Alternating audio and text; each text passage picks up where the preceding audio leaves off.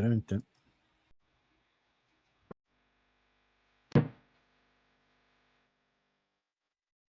know this song.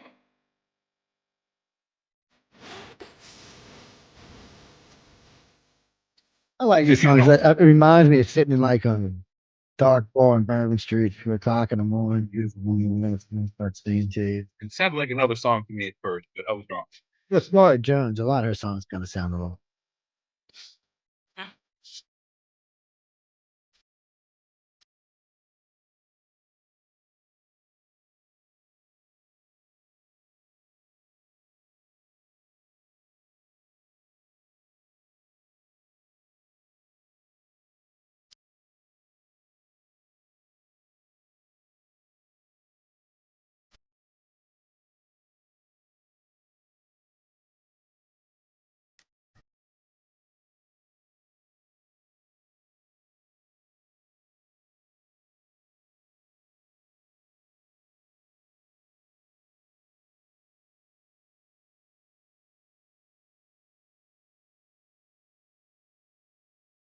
You're right. Hey Heidi, good to see you.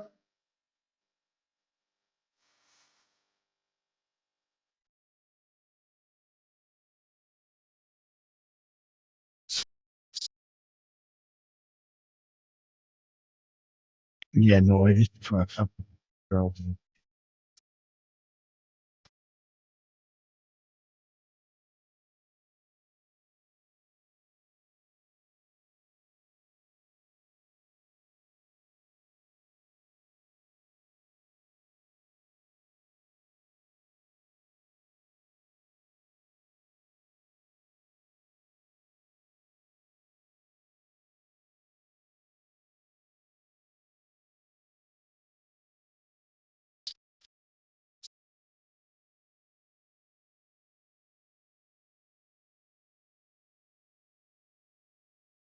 I'm glad you are, Heidi. I'm glad you are. You deserve it.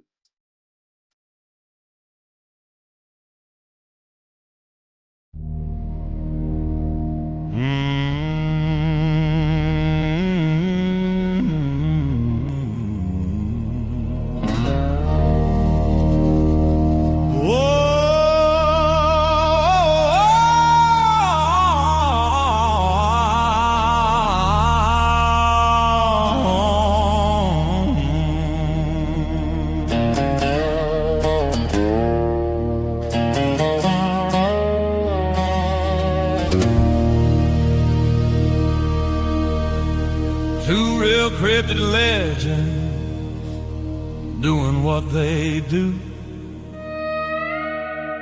bringing information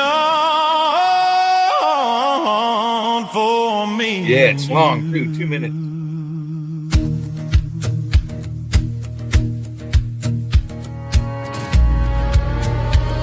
Ron Moorhead and his Sierra Sounds, Daryl Denton, the Tennessee Bigfoot Man, along with Michelle Desrochers, bring adventures across this land. So much information brought to you each week, actively out there looking as the truth they seek.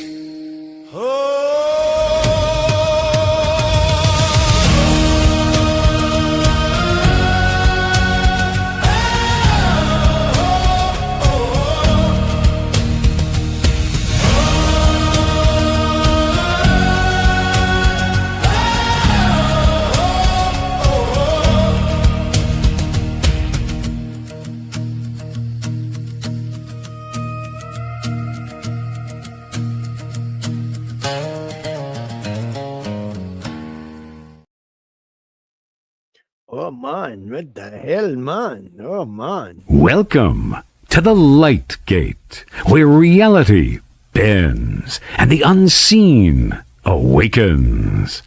Preston Dennett, joined by Dolly Saffron, guiding you beyond the veil and into the infinite unknown. Every week, we unlock high strangeness, extraterrestrial contact, hidden realms, psychic awakenings, the afterlife, and secrets they don't want you to know.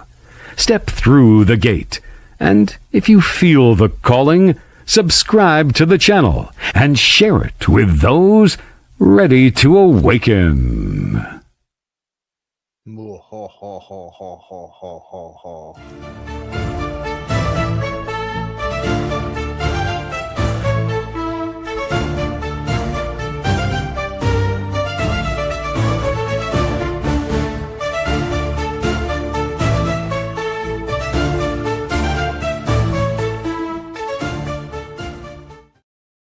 Well, Mon, what was that about?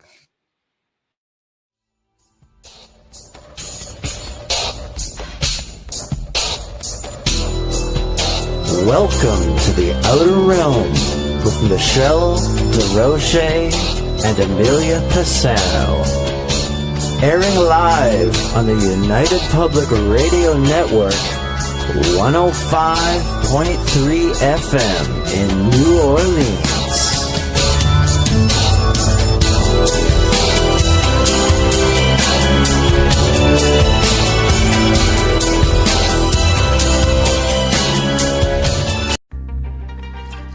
Hi, and welcome everyone to Ethereal Encounters Unveiled. Today we are broadcasting live on the United Public Radio Network and the UFO Paranormal Radio Network, 105.3 on the Gulf Coast and 107.7 FM in beautiful New Orleans.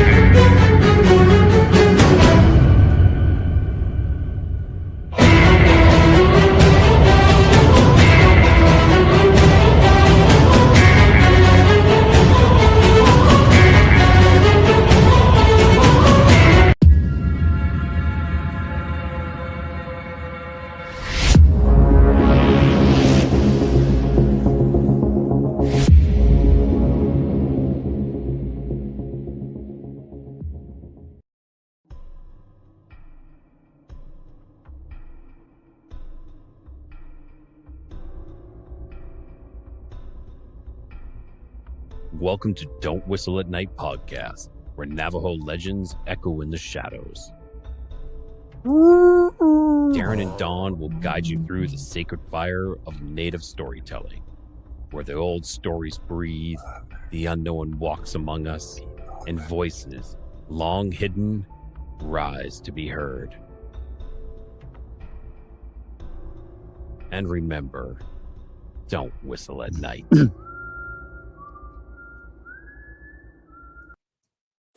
The night has come, it's cold and losing my control.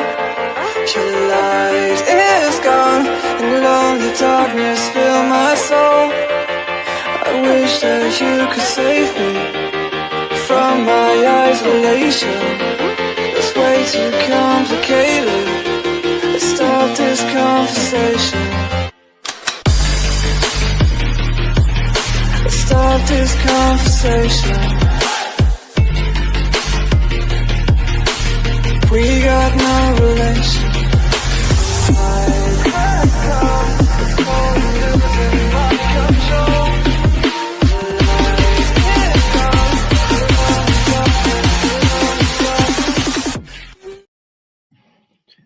Holy mackerel, man. What was all of that about? Welcome to the chat, everyone. Yes, we need a really good drum roll, like something out of a Zeppelin song, or maybe out of a Van Halen song.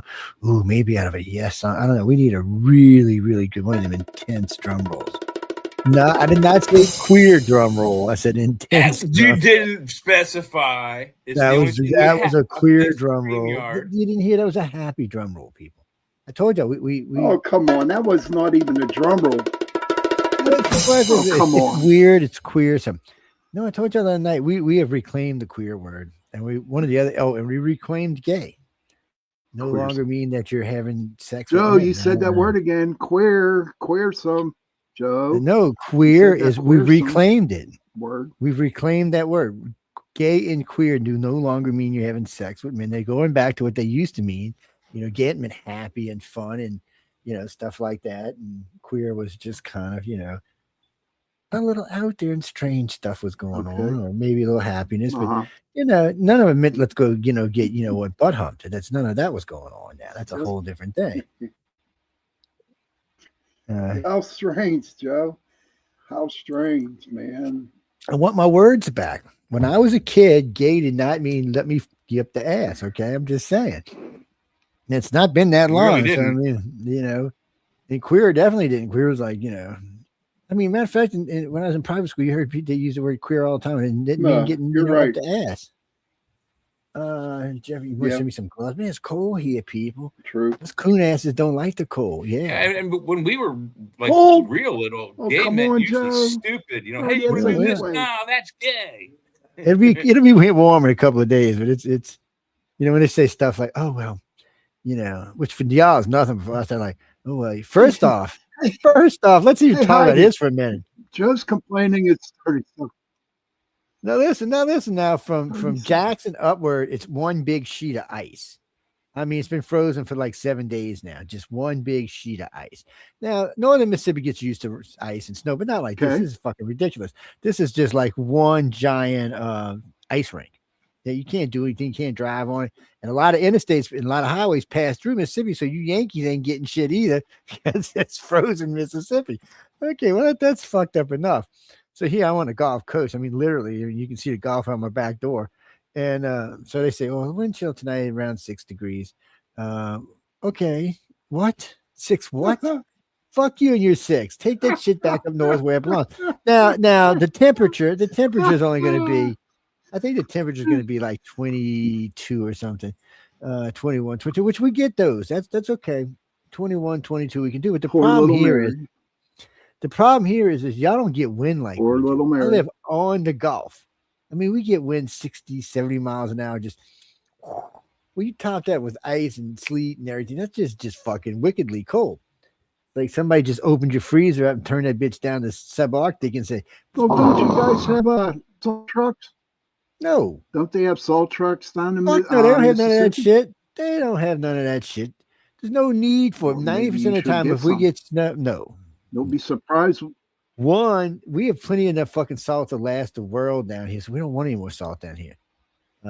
Shit rust down here. Dang. I'm not kidding you. Like my outside fan downstairs and my doorknobs, I gotta change about every 3 years. They just rust away, and I mean they just rust away. It's so you don't want any more salt down here than you have to have. And I bought a car. I bought a Cadillac Eldorado from up north. The whole back of the frame was rotted out. Where it humped over the hump was completely rotted out from driving on salt infested roads, as we like to call them. Yeah, we see a lot of that. See, y'all get, this shows you how effed up our country is, people. So our friends up north, they get flooded cars from down here. We sell them up north, and we get old salty ass corroded cars down here from up north. Because the people up north know what they're looking at, and people down south don't. And when it's water, the people down south do, and the people up north don't. So they just rack it up, making money on cars that shouldn't be being sold, or if they are being sold for next to nothing. But no, they asking market price for the bitches. I'm just telling you, beware, people. Get your Carfax. It's worth a little $15 to get your Carfax. Find out if that bitch has been in a flood or not, been an insurance claim on it or something. Accidents happen. Facts. I like. Yeah, they're good when you're buying a car. It's good to check it. It doesn't hurt to check it out. Well, you want to know because if the guy's selling you, let's say he's selling you a brand new 5-year-old F-150 pickup truck, which is about $30,000, $35,000. Okay, beautiful truck, look great shape. Heidi bought a flooded car, Joe. Yeah, well, you can buy them as long as they've been restored correctly. That's not the problem, just can't buy them if they're crappy. And you need to know that they've been flooded so you know about future problems.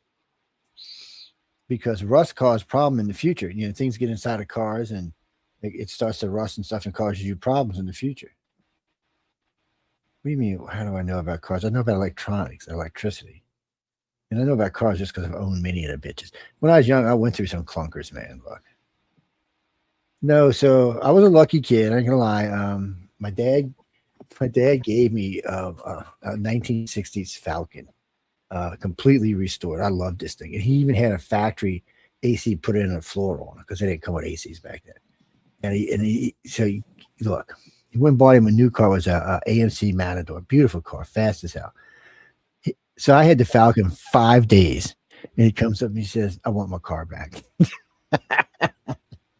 I'm like, "Dad, no, you gave it to me." "Nope, I'll give you the new one. I want my car back." Well, I mean, my mom and him had a Lincoln anyway, a Continental Mark IV or Mark V. And so he's like, "I want my car back." And I was like, because I liked it. It was it was like fire engine red too, with a white interior. I was like, all right, Dad. And he gave me that AMC. It came with a 414, but that car was a beast, man. He almost got me killed several times. Oh man, that car was a beast of fire. But it's an AMC. Chris, My favorite car. I had a 73 Chevy Impala. I had an Impala. Mine didn't go, but I had an Impala. That was 73. Mine was. That sounded like a belt slipping, man. Yeah, it did. Yeah, it did. Yeah, it did. I think he wants out. You know, it's funny. There it goes again. You know, it's funny. I had a friend had a pickup truck he wanted to sell. Let me get him on camera for you. There he goes. A GMC 1500 Sierra. He wanted to sell me. Yeah, I see him back there. I see him. And the guy had the previous GMC engine. He had a 350 in it. He caught it on fire. Let me put him out. You know, he caught the damn engine on fire. So he calls one day. He said, "I know you really like my truck. You want to buy it? No engines in it." You know, I was like, "Transmission's fine." He said, "Everything's fine." He said, "I've even replaced all the wire harness and everything." He said, "I'll let you have it for like $500. The truck's probably worth." Even where it was probably worth $3 or $4 grand. I mean, it was only like 3 years old or something. So I said, "Cool." Well, I ran across a taxi cab. It was a same year model Impala, had a 396 in it. I mean, the damn engine mount weighed like 160 pounds. This thing was a beast. So the guy said, "Holy shit!" He said, "Look, I had everything rebuilt on it." He said, he seriously had it rebuilt. He upgraded it seriously.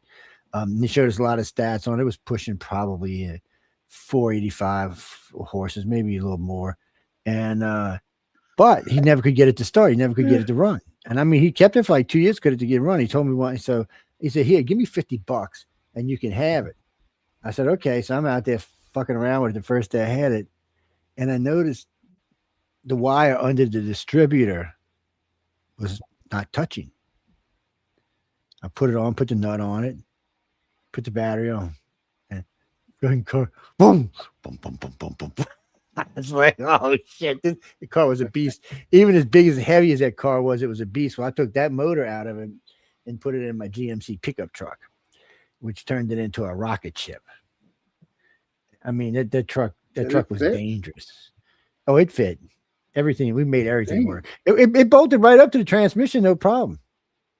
And wow, which I was kind of surprised because it was, but it bolted right up. And we modified the mount on the truck because we wanted to put the heavy mount in, so we modified it. Man, first week we had it, we're driving it somewhere, and a friend of mine was driving. He's come picking me up from work, matter of fact, and the accelerator got stuck. He burnt off 2 tires in the parking lot where I worked. Just woo, woo, woo, woo, pow, wow. Woo, pow. I said, "Dude, you know how much tires cost?" Because I had 70s on it, modified 70s actually. He's like, "All right, Big Joe, I'll get you some new tires." And we go. So we had to leave the damn. My boss wasn't happy either because there's 2 big black spots we had to go clean off in the parking lot. Yeah, y'all try getting rubber off of asphalt. That's not the first time. I mean, that was the first time we blew the tires off, but it wasn't the last. It's we loaded that truck down one day with 4 pirogues, 8 ice chests, 3 dogs, and 10 people to go piroguing. And I got it up to 144 miles an hour. Pirogues are like flat bottom. Flat bottom boat. Yeah, they just call them pirogues, but they're basically flat bottom. Yeah. They're made so they're easier to pull through the marsh in a swamp where a canoe wants to cut into the mud. These just kind of slide over it. It's a fancier name for that might be that to help you. It would be a bayou pagoda like they have in Venice. Yeah, so I mean, they're sorry about that. My screen just went wacky. But I mean, we said we was loaded down. I was, I don't know, 18, 17, 18. And no, I had to be just about 17 because I wasn't in the service yet. So we was cruising. And I'm not kidding you. It said it went 144. So that just told me if it was completely empty with just me in it, we'd probably do about 185, 190. But it got to the point it was doing this. Wow. I was like, even, and then the dog started, I'm like, we better slow down, man. Want to kill us or something. I never had one of my dogs start whining about my driving before. I was like, oh, okay, maybe we should listen. But, you're young and dumb and stupid. And I'm sure in some version of some university blew up and we all went to, wherever. But that's the problem with multiverse people. You can imagine yourself, you get through it, but you can imagine 100 of you on other multiverses getting not faring so well.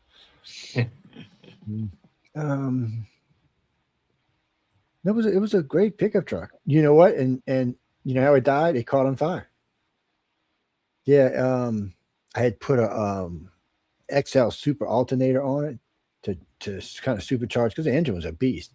So supercharger, well, it was cruising, and somewhere along the line it started arcing sparks into the carburetor, and it caught the carburetor on fire. But that's not what ended the truck.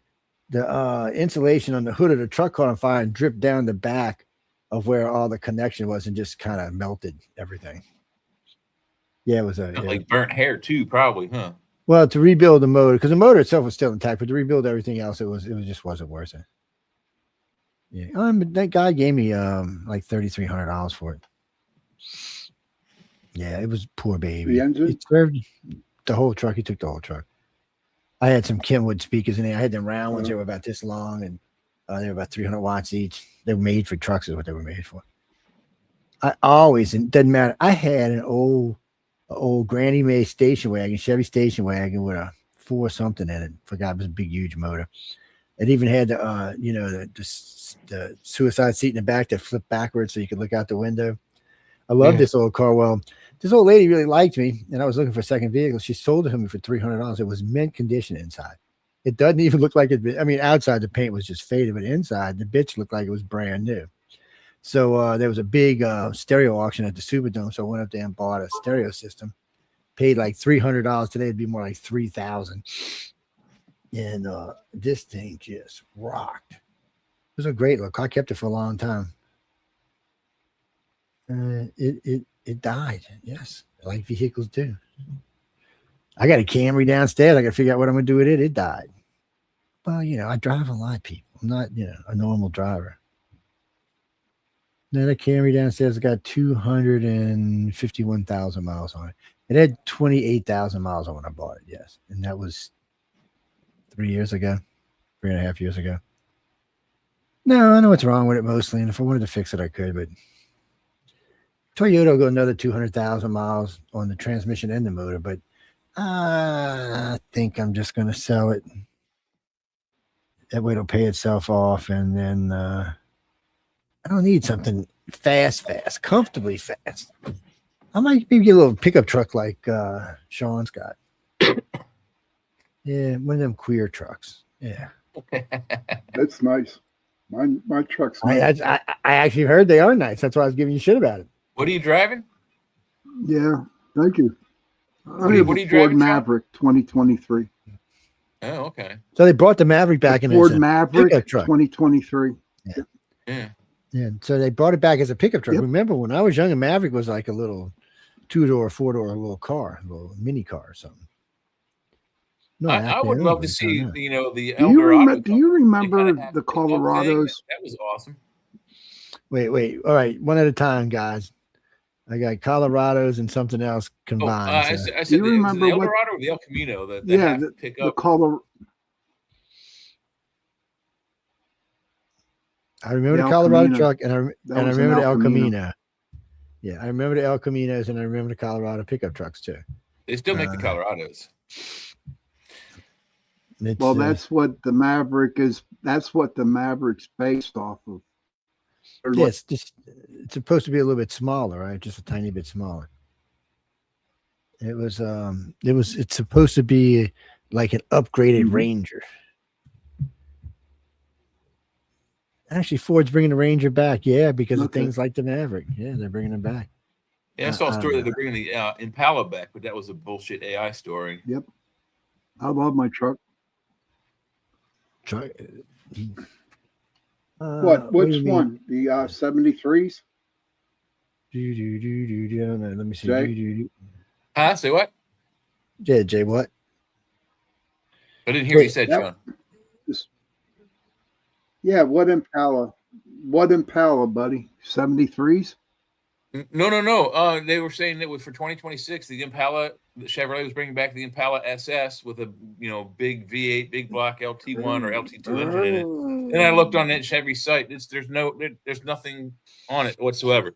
They're not bringing it back. Most of GM right now, or most of Chevy, it's all electronic. The Well, only gas- you know why they ain't bringing the Impala back. You know how the Impala ended. It ended in this little mid-size, squirmy piece of crap, 80s, 90s models car. Well, that's the Malibu. The Malibu was the smaller. Well, that version one ended of that on way the same too. Platform, yeah. Both ended like that. In terms of that, it was back in the 80s. They had the Impala, and then there was the smaller one, the Monte Carlo. So the Monte Carlo became the Malibu, and the Impala became in the 80s the Caprice Classic, both sedans and station wagons. And then they dropped the line altogether, and they brought it back in the 90s, and then they just recently dropped it again since they've dropped most of their car line. They don't have a single car, not one sedan, mini car, nothing that's gas. They're all electric now. Their only gas engines are trucks and vans. I guess I'll be driving a truck. I'm moving to Ford, I think. Well, you see, that's what California was saying. Well, we're going to ban, you can't buy gas cars here anymore. And the guy said, well, good, I'll just go to Nevada and buy one there. You'll just lose the sale and the tax. Yeah. And, well, you won't be able to bring it here. And he said, oh, I think I don't think I have a problem doing that. Yeah. I don't think the Supreme Court's going to go for that one. Oh, well. Mm-hmm. What do you mean I can't drive my car in your state? No, I don't think so, dude. That doesn't work like that. You're part of the union, buddy. You got to go by our standards. We don't go by your standards. Well, if it would have been up to Uncle Cracker Barrel, we wouldn't. He wanted to get rid of all gas cars by 2030. What's that? 2 years away? 4 years away? Sorry. And we're gonna all just have electric cars. Granted, I mean they'll go faster. I mean things will evolve faster, but they'll just get more expensive.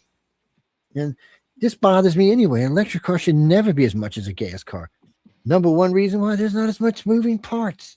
Yeah, and is it efficient enough for the long haul freight? And does an electronic truck that carries 90,000 pounds worth They're of freight, not. how far does it go before it runs out of energy? 20 feet? That's maybe that. Jay, the electrical cars now might go 100 miles. Yeah, the But range then is the again, big you thing, better and pray the that more there's a place where weight you put on it, the can less charge it's your going to car go. up. Yeah, Where you're screwed. I don't think it's. I think it's the baddest idea ever. I don't think it's a good idea. Period. I think the idea of the How much is it? How much is it? How much is it to charge the car? oh geez, what do they? It depends, I guess, where you're plugging How much into. is it? That depends on the electrical company Does that's anyone running know? the electrical to that outlet. I would imagine, wouldn't you? I don't really drive. I guarantee you, it's way more expensive than gasoline, and it takes longer. You got a vehicle that runs. Let's say it runs for 4 hours on a charge and goes maybe 300 miles. You drive 300 miles. What it probably costs to take you 6 hours to drive that, but it takes you 8 or 9 hours to recharge it. A gasoline car. You can go 300 miles, pull over, That's recharge it, insane. take a wee, and then you're I back like on the that. road. So let me see. I asked it at a half thing. If it was half charge, how much would it cost? It said it's going to be between $5 and $15 for every 30 to 40 kilowatts. So we have to find out how many kilowatts. So while the same charge at a public fast charging station can range $15 to $30, costs vary, by electric rates. But so anyway, it goes. It's going to cost you between $15 and $30 for a half a charge, or $5 to $15. Let's just say it's going to cost you $15 for half a charge. So, I mean, that's $30 a full charge. What's a full charge get you? 300 miles? I mean, that's cheaper than gas, man. I'm not believing it. But no, it's not, because you have to spend 4, 5, 6 hours to charge it up. With the gasoline, how long does it take you to charge it back up with gasoline? 5 minutes, 10 minutes. You go take a whiz, you buy a package of cigarettes or a soda and a Slurpee. You get back in your car and you're on the road.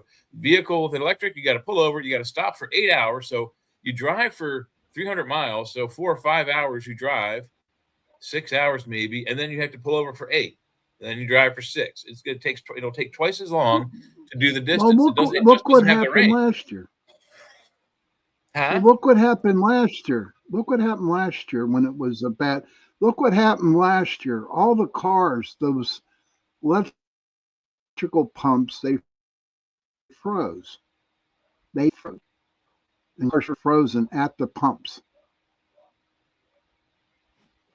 I didn't see that. So what happened? The pumps stopped working? Yeah. Because too much energy was coming through them or Yeah, something? I don't know. the electrical pumps, they broke. They broke. Didn't charge their cars. Now you see they doing these EV calculators. So how far does $3.85 drive your car? Right? It says gas 24 miles. It says EV 98 miles. So I'm paying. My car gets roughly about 34 miles to a tank. I mean to a to a mile. So that's actually going to be about 50 miles, and they're saying 98 for an EV. So we have to assume that they're meaning on roads with no resistance and no inclement weather. So I'm thinking that's probably about 50. So I don't know. I'm not really seeing all that much of a cost difference.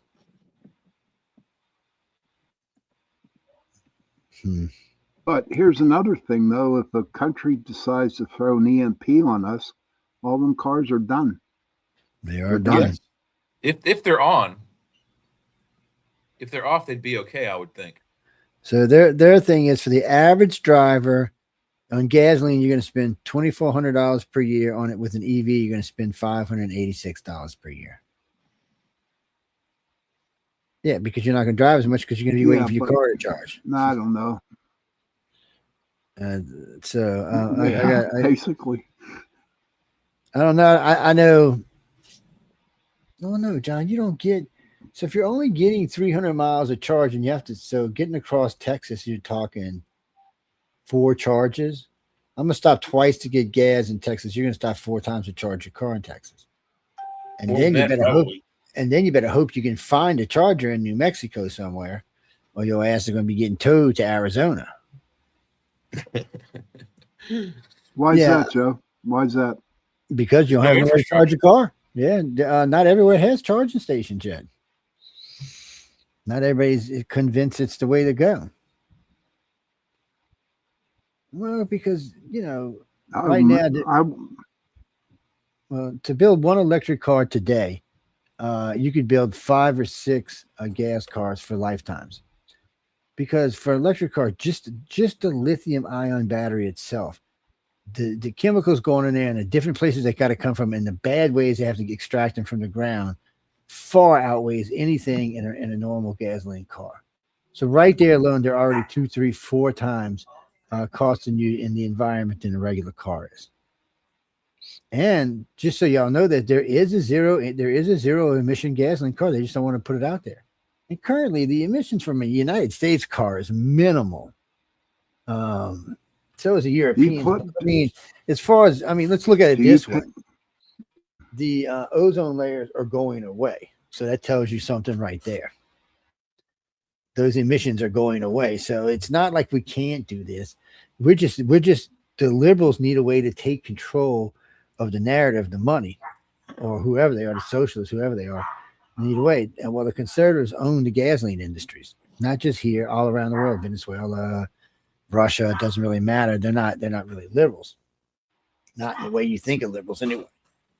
So this is a good way to take it over. But the problem is we've talked about this. I mean, a windmill alone, one windmill.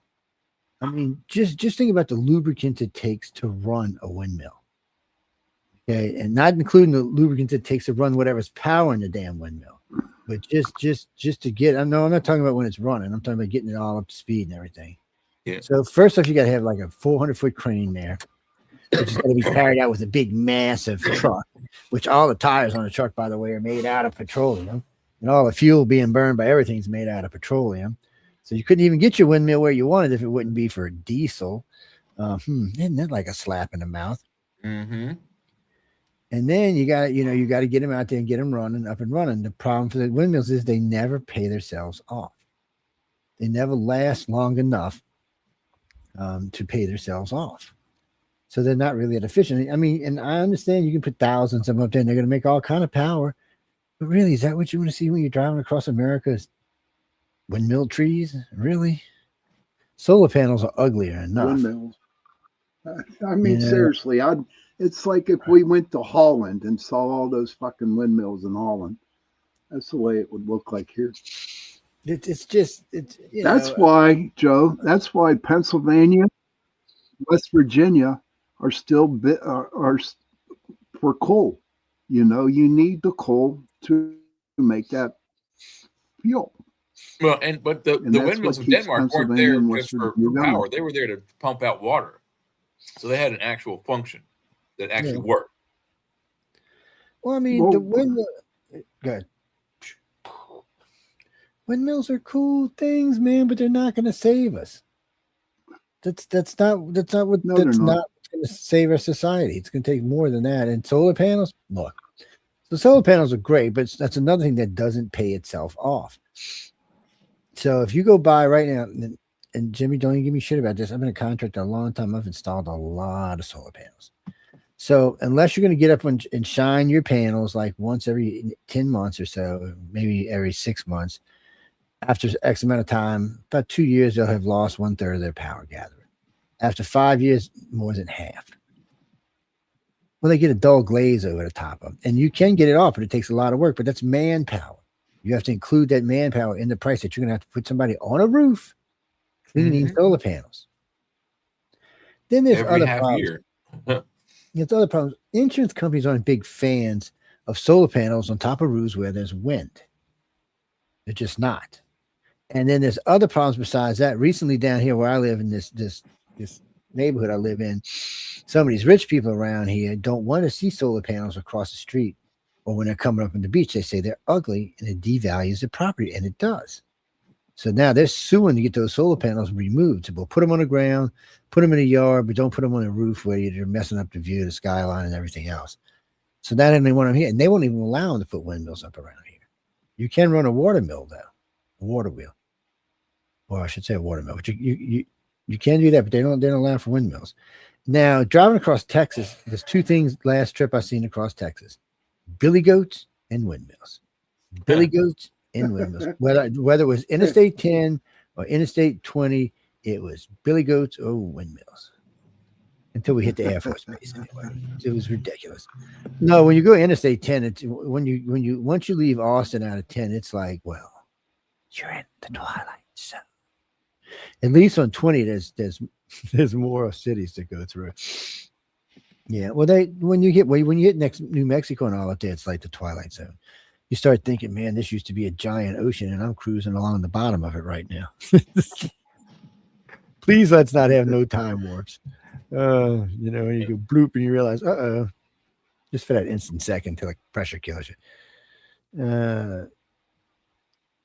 I've been in a lot of places. Why, Jeff? Yeah, I've been all over the country. There's a couple places in Spain I'd like to go visit. I got some family over there and some friends. No, last time they told me, no, senor, you no come back. You, Giuseppe, you cause a problem. No, you not come back to try it. Very upset with you. I don't know. I was eating at some pizzeria joint. Don't ask me. You'd have to ask the pizzeria guy as he fell off the side of the building. Just go run down there and catch him and ask him what happened. No, Italy's a beautiful country. Spain's a beautiful. All of it's beautiful over there, and some of it is pro-Trumpy, and some of it's not. There's a lot more Trump-tarians over there. I'll be back, guys. I'll be back. My cousin okay. just died. I'll be right back. Oh shit! Oh geez, wow. That's a red alert thing there, man. Yeah, that's me. I don't expect it. He should not be wanting to come back. Yeah, don't take care of business, man. We got it handled. You mean Mardi Gras cocktails? I would start off with something simple. Really, here's a real simple one. This is no. This is a Southern screw, not a slow, comfortable Southern screw, not a slow gin screw. Okay, this is so easy to make. It's not even funny. It's just orange juice and Southern Comfort, preferably the 101 version of Southern Comfort. If you want, you can throw a little spice in there, maybe a little nutmeg or something, or a little cream just to smooth it out. But regardless, it's very good. I'll tell you what, if you do it right, you don't even know you're drinking alcohol. Before you know, you'll be going, what's my name again? Who are you? Please be with someone you trust. That's a really good drink. Get it 57 Chevy with stolen plates. Yeah, the stolen plates just mean double shot, but 57 Chevy is like well, what you just described though is not a 57 Chevy. What you described is an Alabama Slammer. No, the one I was describing before is just a Southern screw. That's all I was describing. That's what it's a screwdriver. Southern Comfort and orange juice is also known as an Alabama Slammer. I don't know what I call that. There's two versions of it. There's the one with gin, and there's one's a slow, comfortable screw, and one's a Southern screw. They're actually in the Mr. Boston's like that, because that's where I learned how to make them out of. But the one with amaretto, Southern Comfort, slow gin, and orange juice. If you add slow gin and amaretto, that's the Alabama Slammer. But essentially the same thing. They different with different flavors. I mean, different little additives make different flavors. True, but what do you mean? Oh no, I love a good White Russian, a real White Russian. Not that fake bullshit, but I like a good real White Russian. Not a big fan of Black Russian, but I can drink White Russians all night. Black Russians are good too. They're okay, but I mean the white ones are better. I like the I'm prejudiced when it comes to Russians. Yes, oh, that was a dumb ass thing to say.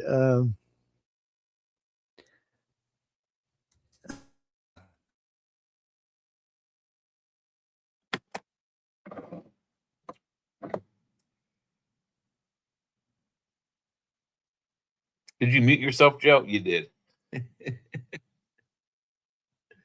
You accidentally muted yourself, Joe.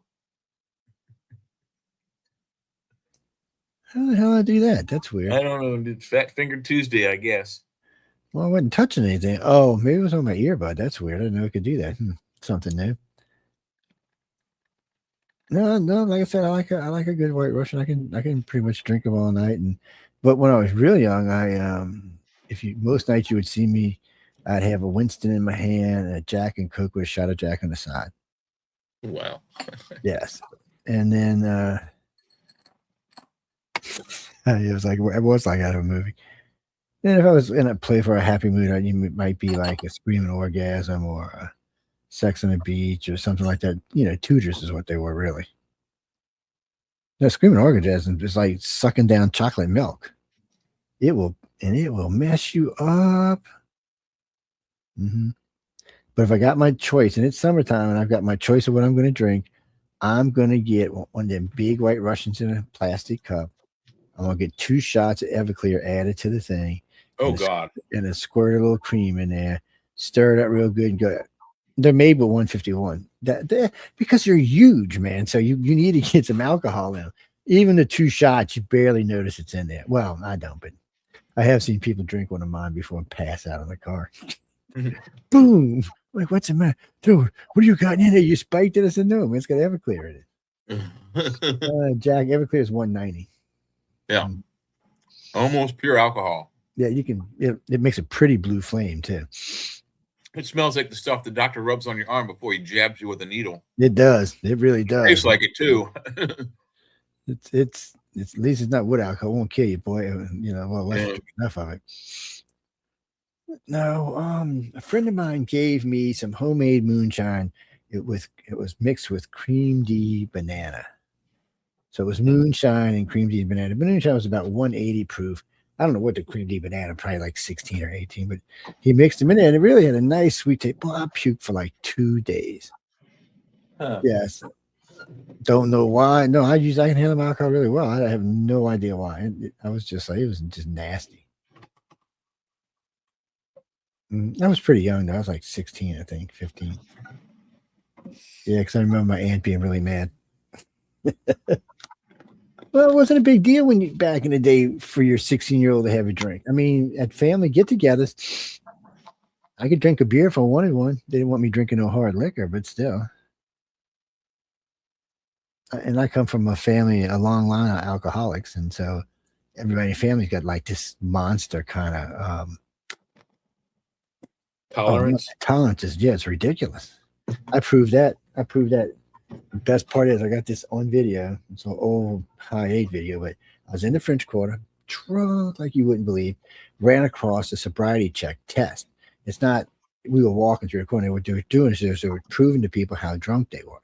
So they get you to sit down and they give you a directive and you would do it. It's mostly touch this, pop that, hit the bell, whatever. So I sit down, he does it, and I go bing pong, bing, bing. He's like, so how many drinks you had? A boy looks at me. He said, you've been drinking a lot, man. He said, what do you mean by a lot? He said, I know just in this one club, he said 4 drinks. And he said, they're all liquor. And he said, I know he's been drinking before that. And I said, yeah, I'm probably 10, 12 whiskeys down or something. He's like, guy just kind of puts his head back. And he goes, okay. So he reverses it. And I started out double-handed reverse. And I come back and he looks at me because I crossed over my hands on it. Then he looked at me like, what the? He did something else. He said, well, can you do this? I said, yeah. And he said, well, can you do it? I said, you know what? Let me stand up and do it. Make it easier on you. He's like, so James goes over and buys a rack of tutors and comes back. So now I'm shooting a tutor and taking a test, and I'm shooting a tutor and I'm taking a test. And he said, so if I pulled you over and you didn't have to smell alcohol on you, I wouldn't know because I'm talking to you and I had no idea how much you've been drinking. I just watched you put down like 6 tutors. He said, he like Franken guy or something. The lieutenant dude his eyes the whole time were like this big. And I said something. I said, I got a little alien DNA. That's all. It absorbs the alcohol faster. And I got up, walked off. They gave me $100 though. By the way, that was the funny part. Oh, that sucks. I did something similar. I didn't get any money for it. It was in Savannah in college, and there was two malls there. I had to go to the mall for something or other, and the close mall didn't have what I needed, so I had to go to the mall all the way at the end of town. And in the parking lot, the Savannah police had like a part of the parking lot roped off with a confidence course of cones, and they had this specialized car that would, if you hit the brakes, it would react after you pushed it. So they had it set up to react like a drunk person. So the car was, they had everything tweaked. So you push the brakes, they didn't operate right away. Like on your car, when you hit the brakes, you could feel them grab. These things is like you hit the brakes and it would take 5 seconds, 3 seconds, 2 seconds, and then they would hit. So it was to simulate drunk driving, and they wanted people to take this test to see how bad they drove drunk. Well, I got in, and I don't remember what kind of car it was, but it was like an 80s Chevrolet type car. And this is the 90s, mid 90s. And I did the course, and I got out, and the dude goes like, do you know what your score is? I'm like, oh, I don't know, probably 50 or 60. I mean, that was pretty hard. He's like, you got a 98. I'm like, what? He's like, yeah. He's like, nobody gets a 98. He's like, go around again. So I went around again, and I think I got like a 97 or a 96, just below it. And he's like, holy shit, how the hell did you do it? Did you do this good? I'm like, well, sir, when we go out drinking in downtown DC, my friends make me drive home drunk, everybody. So I've gotten really good at driving Yeah. drunk. Yeah, now look at I gotta look at this let guy the and car say, walk look at this. And where's this J guy at? away. That's why I used to hate going out. Well, I man. mean, the I look always on get the look stuck on his driving. face from the first time, he was like, "Holy shit!" You know, probably the same thing. I would have probably been able to drive by him, and he wouldn't detect me driving drunk. It's you should never drink and drive. I'm just telling you should never drink and drive. Finish your drink first, because you might hit a bump and spill it on the way. That's a no. No drinking and drive, people. It's bad for you. You might kill somebody, might kill yourself, might maim you. It's worse than killing somebody, maim somebody. And have to know this person's going to have to go through their life this way because of you. And one thing I'll bet a lot of people don't realize, alcohol metabolizes differently between men and women. Men metabolize it almost immediately.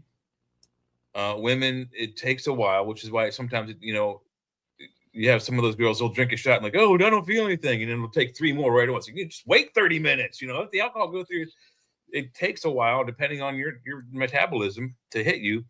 But also after your very last beverage, and depending on how many beverages you've had throughout the night, you need to stop drinking for an hour and a half, 2 hours, 3 hours, depending on your body size, body mass, and again, how much alcohol you've been drinking before you can go driving and test negative for being drunk. If you don't do that, I've even done that before. I waited an hour and a half before stop my last drink, hour and a half, then I drive, and I still blew a 0.8 the one time I got a DUI. So alcohol is a weird thing. You need to do the research, know how it affects you, how long it affects you for, before you can go to a party and go get all lit up and then go, oh, it's 3 hours away from, I can go. No, wait. The longer you wait, they tell you down here 24 hours. They're like, look, that's usually what the drunk tank is. It's a 24-hour holdover. Yeah. Yeah. They tell you 24 hours. I'm like, well, what do you mean? Have I ever driven drunk? I have. I'm ashamed of myself, but I have. Yeah, same here. It's no, it wasn't because of a wreck. No, it wasn't because of a wreck or anything. It was learned a lesson. Without it, shit. Oh no, we can't play YouTube. Sorry. Let me put it this way: I learned the lesson without it having to be an expensive one for anybody. Yeah. Well, it was still expensive, but I didn't hurt anybody. It was. Well, no, we were coming back from a casino, and you can drink at the casinos, and I had been drinking fairly heavy, and the cop pulled us over, and he said, "You didn't see that in the road, because I didn't see anything in the road." And he's like, "Did you have a couple of drinks?" I said, "Yeah." And he looked over at my wife. He says, "Have you got any drinks?" She said, "No." He said, "Can you drive home?" He said, "Yeah." He said, "Well, I'm gonna let him go, but I got to write him a ticket anyway for whatever it was, and it wasn't DUI or anything. It was just a speed. It was a small, whatever it was a small fine ticket." And so I don't know, a couple weeks go by and Linda's telling me about him, and we got in a big argument because I kept telling her, I said, no, he was a fat old white redneck cop, some asshole and that's what I had in my mind. I wouldn't give it up for nothing. And of course, when we got to the courthouse, he was a tall, skinny young black man. This is exactly what it was, and exactly what Linda had been telling me. So that told me how drunk I actually was that night. So that was it for me. No more DUI. And I just drive if I got a drink, I don't drive. I'll take an Uber or stay in a hotel. Mm-hmm. Well, because you got to, driving's what it is. I like to drive. No, I really do. But I don't want to risk somebody's life because my judgment was wrong. I'll tell you this. It's a 5-mile bridge in Slidell. I used to love playing driving the car without your hands. Oh shit! So it's three lanes wide. So you got a little room not to fuck up. So I'd get in there and I would think about it, and I crossed that bridge many times with no hands. In different cars, and even in my truck. Didn't matter what vehicle I went in. Yes. Yeah, and the truck that was big and huge could have killed all kind of people, but I was one with the car, is what I used to call it. As far as I could tell, it worked. But of course, it could have just been some drunken illusion. But regardless, the thing with the cot was enough for me. I quit. I said, I'm not going to do that anymore. I didn't drink all the time anyway, so it wasn't that big of a deal. But I was like, no more of this stuff. If I can't stay, because I like to drink. So if I'm going to go to a casino, see, down here, you can go bus hopping. They have buses that go between the casinos. So you can go to a casino that way if you're staying at a particular casino or something. Yeah, particularly because in the casinos, at least in Vegas and Reno, if the girl that brings the free liquor around sees you make a bet, you get a free drink. No, it's free drink. What do you mean? All drinks are free down here. Not in all casinos. Down here, all casinos, you don't pay for your drinks. Now you can go order specialty drinks at the bar and all, but if you're just drinking, and even if it's a call brand or not, so if you're sitting if I'm sitting playing, I'll say I want a White Russian. 10 minutes later, here comes my White Russian. As far as I understood it, at least at Reno, it was free if you were gambling, but if you weren't gambling, you had to pay. Well, that's the thing. If you're sitting in front of a machine, how do you know if you're gambling or not gambling? Well, okay, so in the see, in old days they used cash. There are places where you can stand around and not be gambling, but unless you were seen gambling, I was made aware that you wouldn't. You had to make sure they saw you gamble or bet or win. Yeah, you can walk up to the bar and order a drink and it not cost you anything. I didn't. I wasn't informed about that. But the first time I went to Reno, I was playing craps, and the lady turned around or came around behind me and asked me if I wanted a drink. I was like, "Yeah, I'll take this and that." And then she brought it back. I was like, "How much is it?" She said, "Oh, it's free because you're playing." And I was like, oh, "Okay." So I threw her like a $10 chip. It's I mean, they don't make you pay for your booze. And you're gambling in their casino, you don't have to pay. Now you can't go up to your hotel room and say, "Send me up." You're gonna pay for that, and you're gonna pay dearly for it. Mm-hmm. If you're on the floor, no, they don't give you any trouble. Now the World War II casinos, because there was a couple of us drink, they put a 4-drink limit per hour. Oh, okay. Well, that makes especially if you were drinking at the bar. But I knew all the bartenders, so it wasn't a big deal, and I tipped pretty good.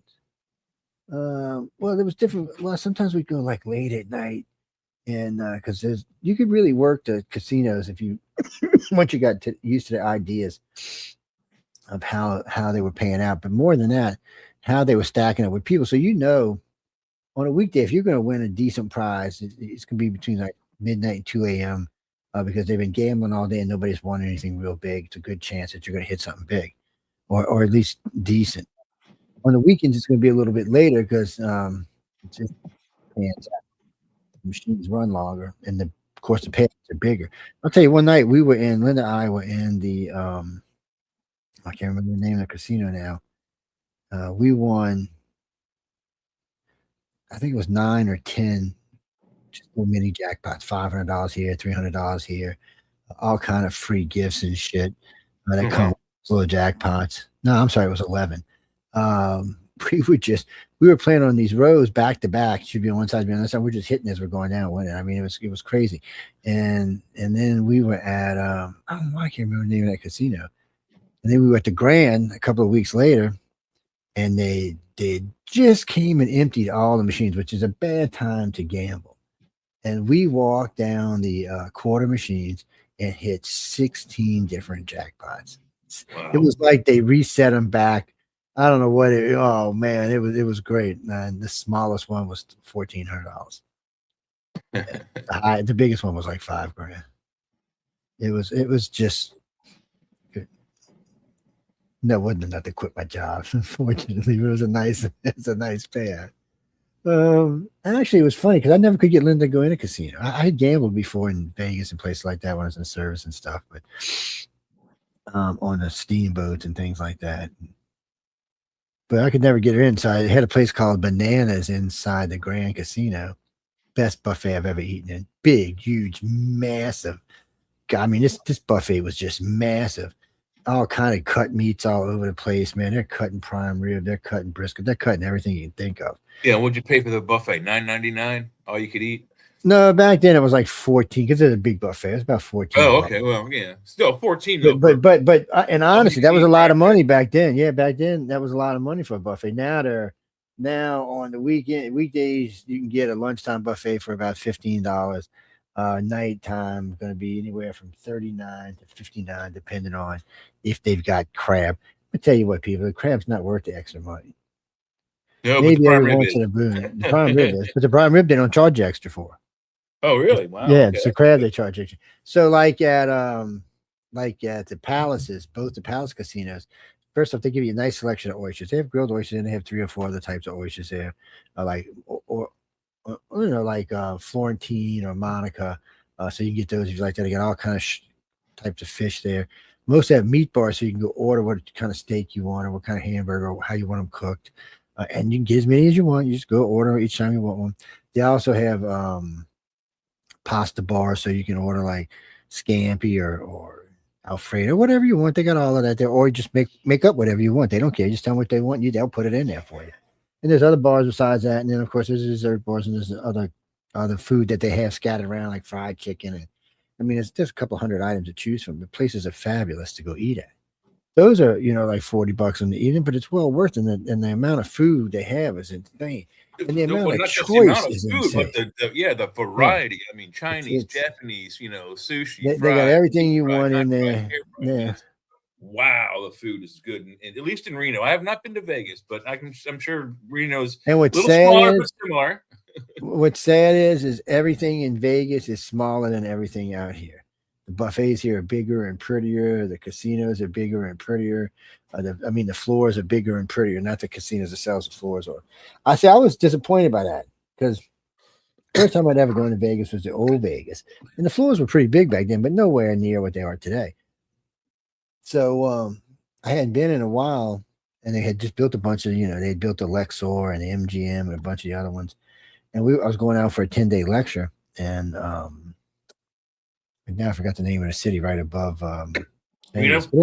No, not Reno. It's close to that. I think it's where the Flamingo used to be. But anyhow, while we were down there, we did some gambling. So we gambled in the town we went in first, and didn't really have that much luck. And when we came back to Vegas, we were staying there a couple of days before we had to go home.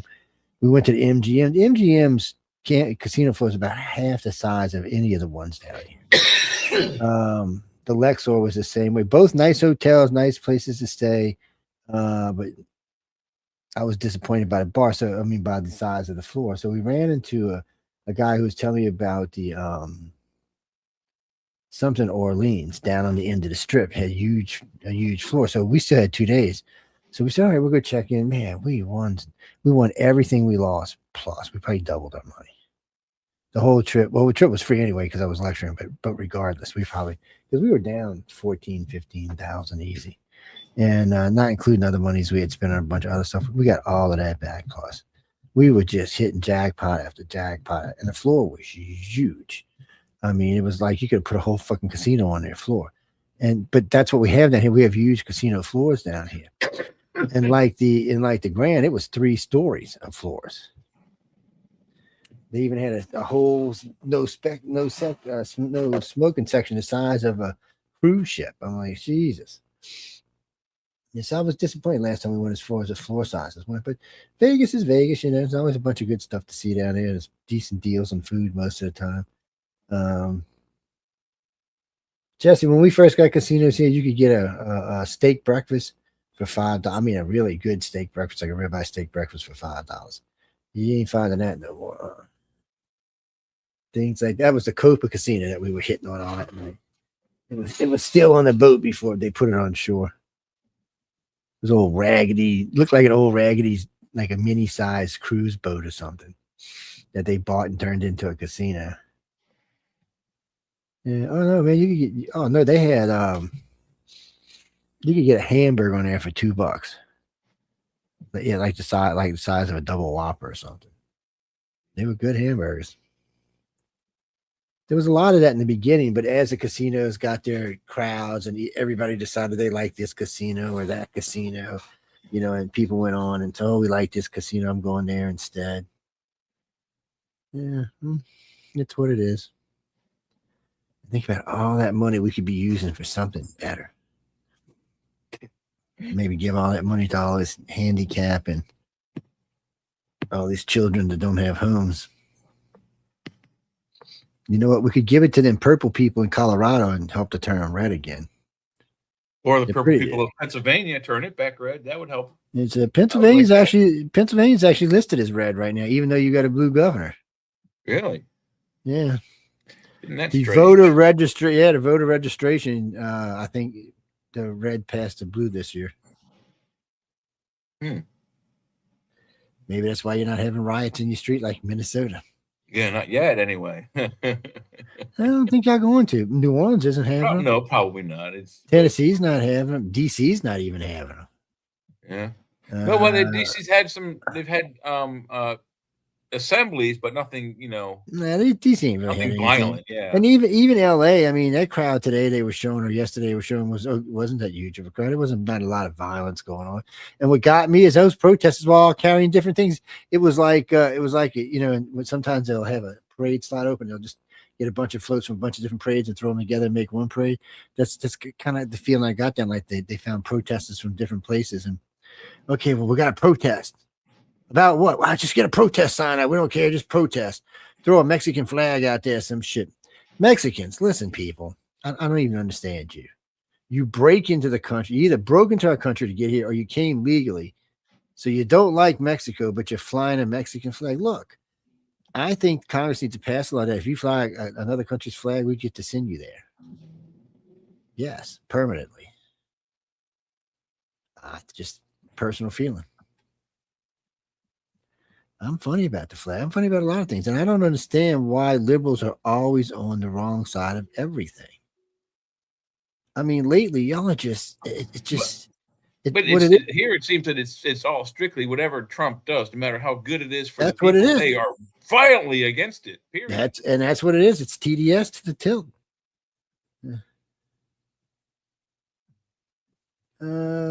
John's going to be in your neck of the woods. He's going to be in, he's going to be in, what did he say? Colorado Springs. I think he's going to be in Denver, Colorado Springs, and then he's going to be in Prenup, Utah. Prenup, Utah. That's The one Art Bell's from. I think that's where Heather Wade lives and all. I'm not sure what's his it? name. Something like that. Prenup. I'm probably pronouncing it wrong, but it's close to that. You mean so? Jay and I talked about this last night. Look, Starmer can do whatever. Mr. Prime Minister Starmer can do what he wants. In the end, if he pisses off the United States, we'll just stop supporting him. We have to remember we have all of South America. We've been thinking more and more about just moving back into South America. There's been an American in this isolationist movement, not an American one, but not a U.S. one, but an American one. Matter of fact, the only country that's even barking a little bit about it, you would have thought it would have been Colombia somewhere, but it's Brazil. They've got a very liberal leader. And what are they barking about exactly? United States is kind of pushing for a more united America. Like And meaning United South and North America and Central. Yeah, one because there's already a treaty, but he wants to make it closer ties, kind of like the EU, but for the Americas. Well, I say and that's fine as long as Canada is willing to take Minnesota. No, it will still be. No, James, in the EU, they're still their own country. So if it was like United America, it would just be one president, but everybody would still be intact with their own countries.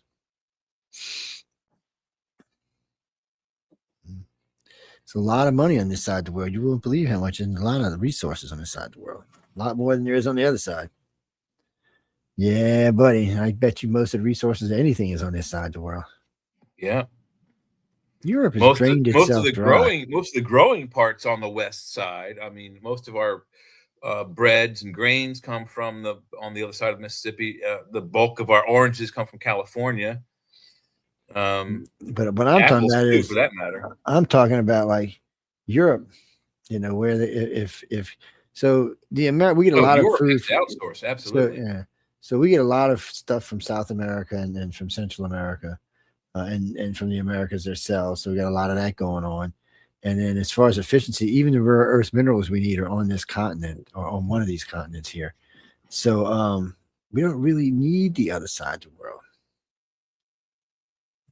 Other than for trade and to make excess money, we don't really need them. So I guess it could be United Europe, EU could bring in China and Russia. It'd make a more powerful group. Eventually, one of those two would take over, but still. And then we could put a Mardi Gras dome over everything. We not only do we need a dome, but we need a refractor shield. One when it hits it, it just bounces it back. Especially if it's like a laser weapon or something. It adds to the charge and sends it back. A repulsor shield charges up and sends it back. But they would stop shooting at you after a while because every time it would double in strength, okay, wait a minute, why is this? It's not working right. Something's not working right. Actually, I've seen some new weaponry stuff, Jack. Yeah, I've seen some impressive stuff coming out. Most of it we won't see for another 5 or 10 years, but there's some impressive stuff hiding around. The fact that the General de Gaulle's got 1,200 drones on board was kind of shocking.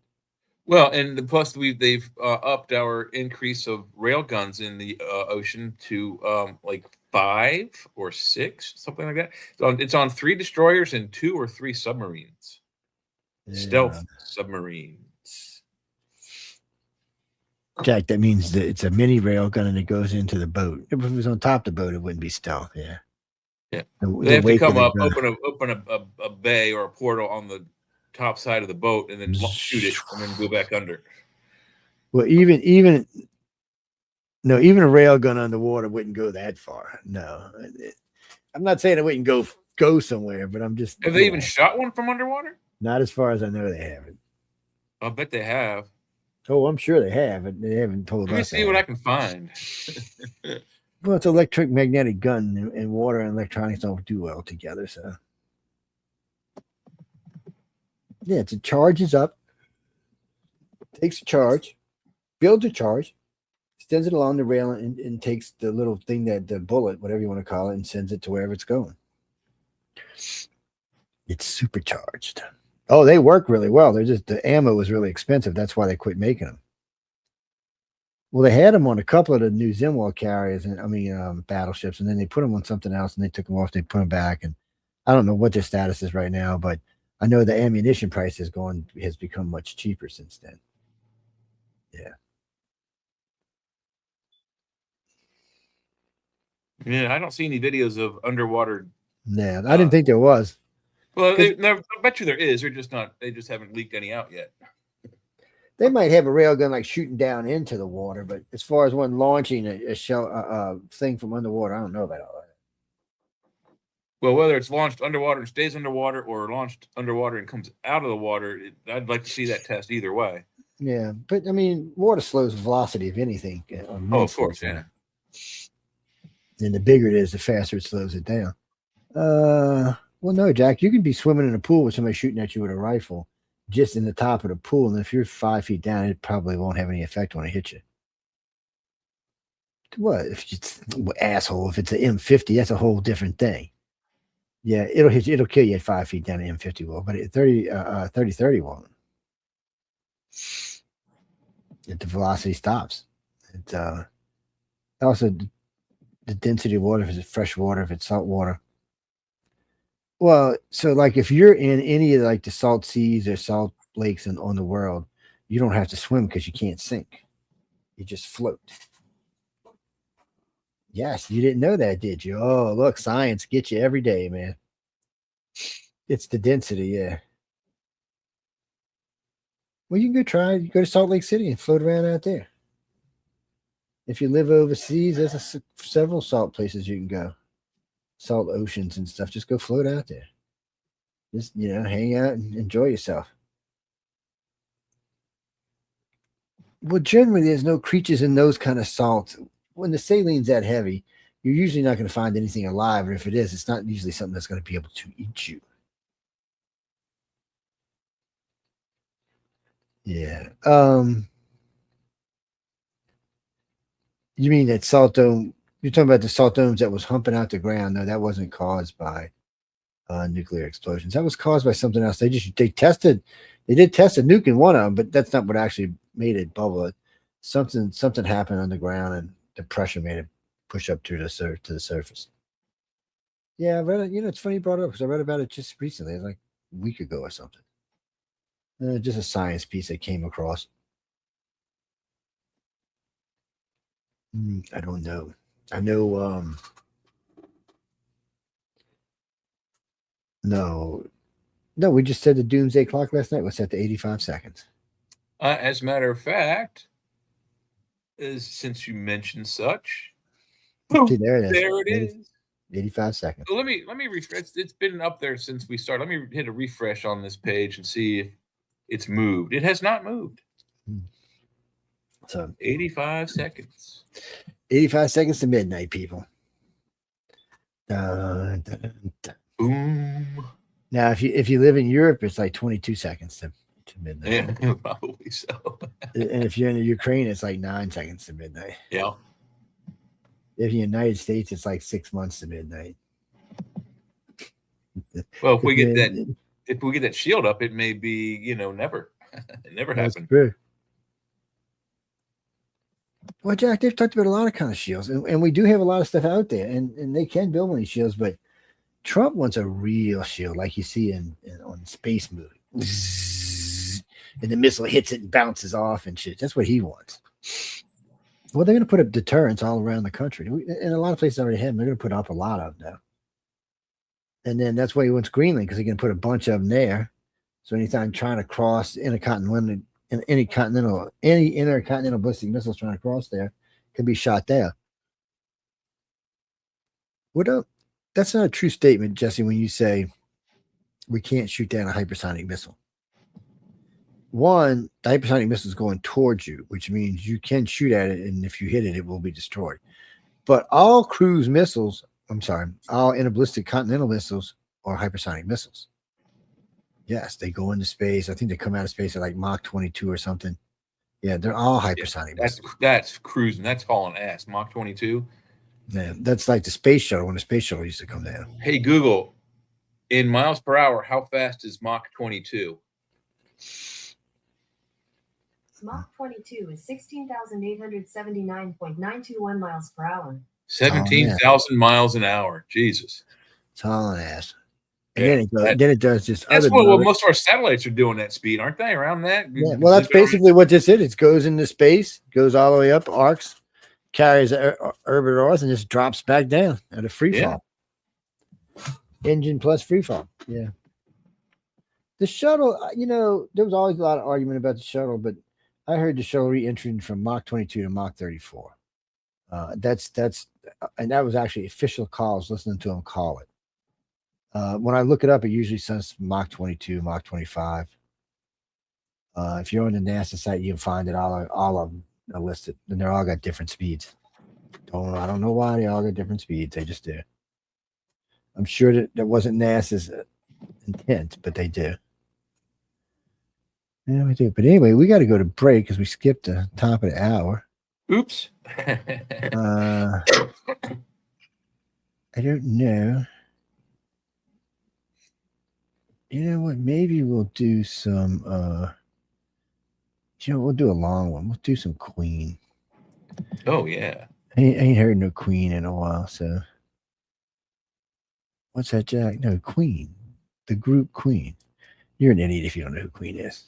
Oh my God! How really? old you are? Yeah, even a Z-Gen knows who Queen is. At least one good song hits your generation, I'm sure. How long has Queen around? 30, 40 years at least. There's got to be at least one song that hits every generation. They were a very, very hip band, as it were. Oh, yeah. Yeah, they were. What the hell do I got going on here? Sorry, guys. I'm wrecking stuff up there for a minute. I wasn't even sure what I was doing. I was like, well, this song I'm getting ready to play is a pretty famous song. It's a 6-minute long song. Why don't I see it? Oh, there it is. And what gets me about all of his really famous music was after he found out he was dying. And you don't really think about it when you're listening to the music, but if you think about it, then you understand. Okay, why isn't it popped up there yet? Why is everything going putt all of a sudden? It's up there. It's not up on my screen. It's not. It's on my screen here. Oh, there it goes. Okay, I'm in lag mode. All right, let me say, what the bleep was that about? Everything's lagging. I guess I need to close something here. Let's see. Let's turn this on. Turn it on. Stop moving so I can turn it on.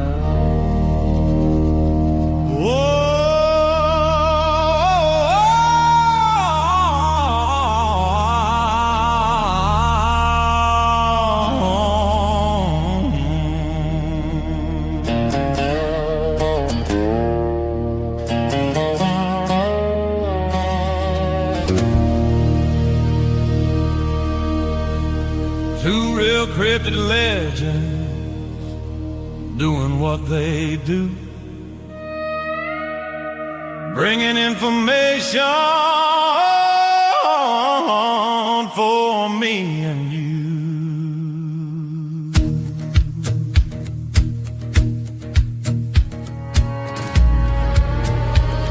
Ron Moorhead and his Sierra Sounds, Daryl Denton, the Tennessee Bigfoot Man, along with Michelle Desrochers, bring adventures across this land. So much information brought to you each week. Actively out there looking as the truth they seek.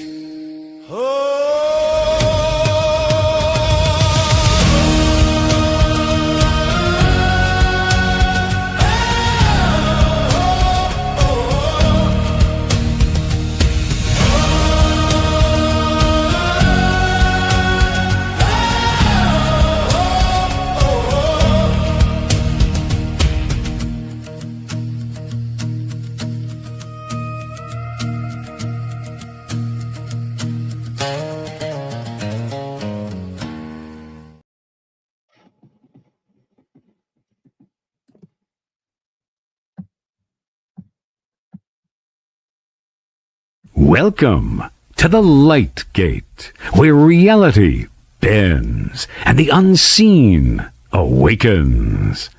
Preston Dennett, joined by Dolly Saffron, guiding you beyond the veil and into the infinite unknown. Every week, we unlock high strangeness, extraterrestrial contact, hidden realms, psychic awakenings, the afterlife, and secrets they don't want you to know.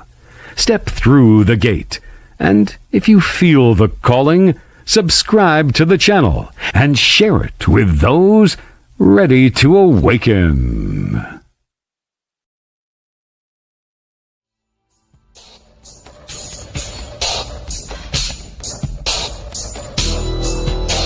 Welcome to the Outer Realm with Michelle DeRoche and Amelia Pisano. Airing live on the United Public Radio Network, 105.3 FM in New Orleans.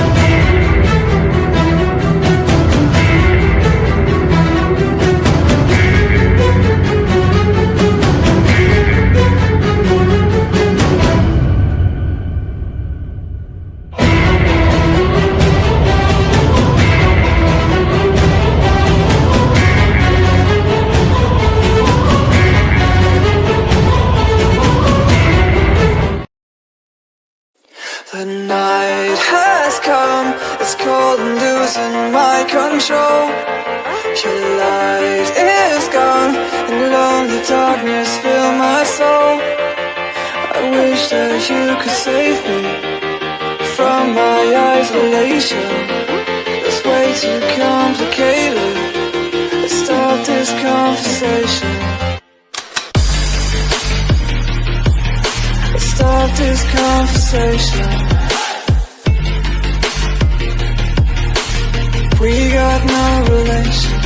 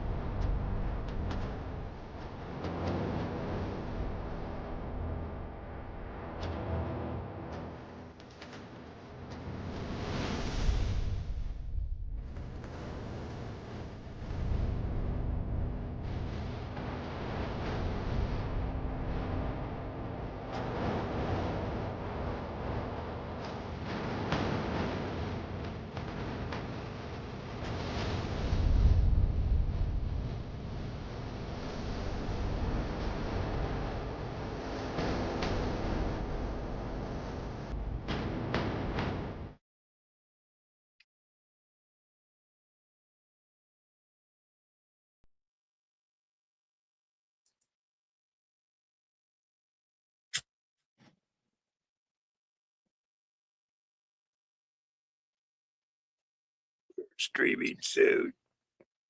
And we're back. We're streaming soon. Oh, we're back. We're back. We're back. We're back. Yeah, you walked away, and your song, like the window closed itself, so I had to pop in and throw some. What? That bites. Yeah, random. I had to throw some random promos up. Yeah. I went to go move some heaters around so my feet ain't freezing. It's oh no, Jess, it's just cold down here. No, my house is raised, but it's worse. I got 12-foot ceiling, so all the heat tendencies wants to go to the ceiling. Oh yeah, you gotta like put the heater on like 85 and just let it run for a couple hours, and then it'll get warm eventually. Yeah. It's just how it was built. Well, because you don't really need a heater down here that often. And we've got some other kind of heaters around the house. Do they help? Or yeah, you want to buy me a new heater? Yeah, just come add another extra ton to it. Actually needs to be forced air is what the problem is.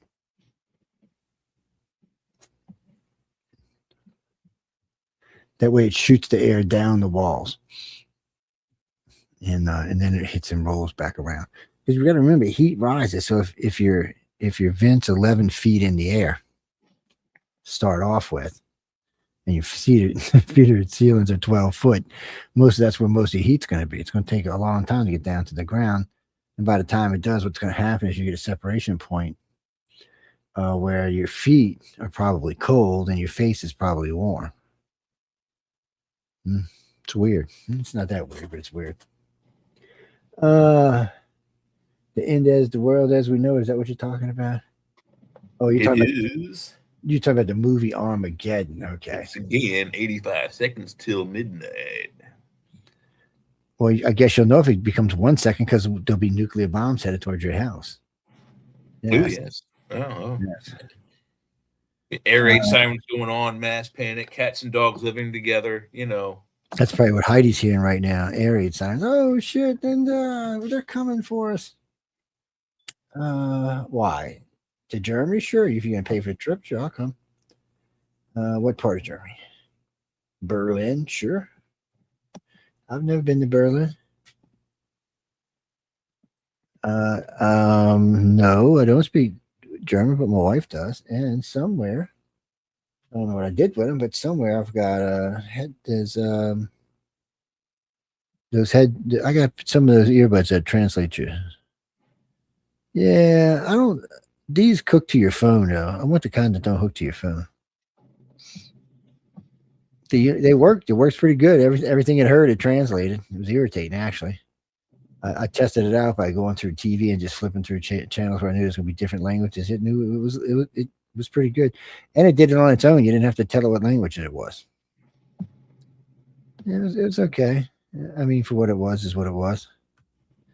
All right, let's see. Get this out the way. Put this beautiful guy back on. Oh, I lost what I was looking for.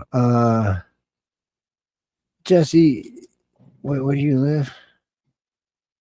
Oh, you know what? One of our guests earlier was from Tampa. Yeah, he said it was pretty chilly down here. It's my granddaughter lives. She lives in Tampa. With our wind chill, we're at 1 degree. Yeah, see, they're just crazy where they live. Yes. Now you understand why liberals are so crazy. It affects their brain. It freezes their brain. The conservatives have a little antifreeze in their blood that helps them out, but the liberals just don't have that. It just freezes their brain. No, I was never a liberal. I was a Democrat at one point, but I was never a liberal. Because liberals are idiots.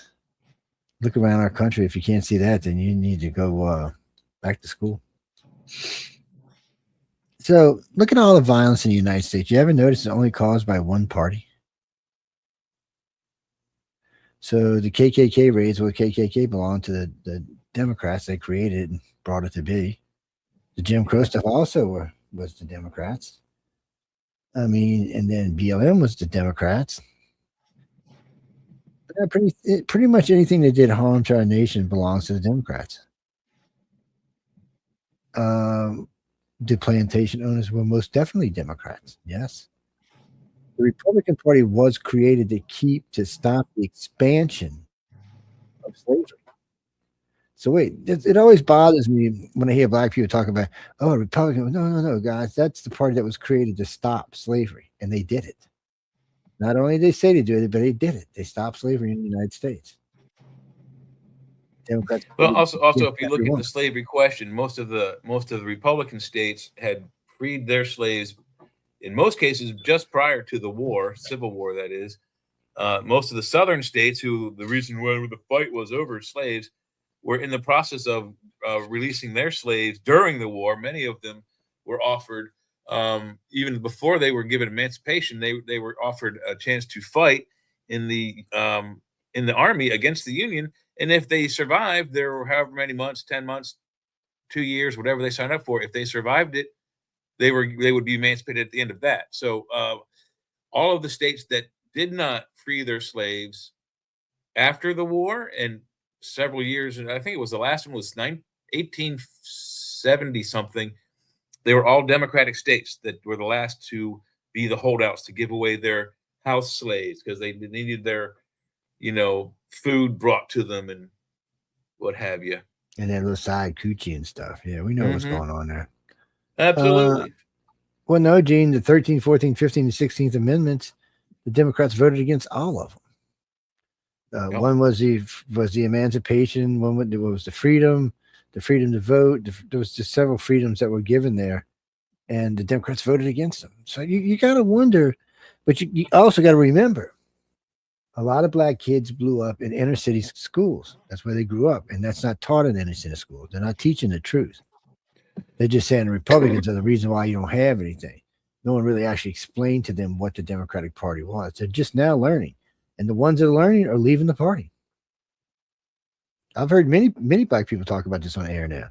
Matter of fact, we've actually played clips of them talking about this on different social medias, talking about, well, that's just bullshit.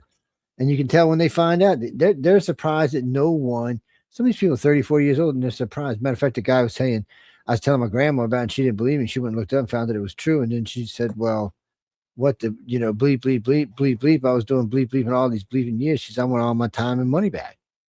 Last I heard, she was going to sue the NAACP.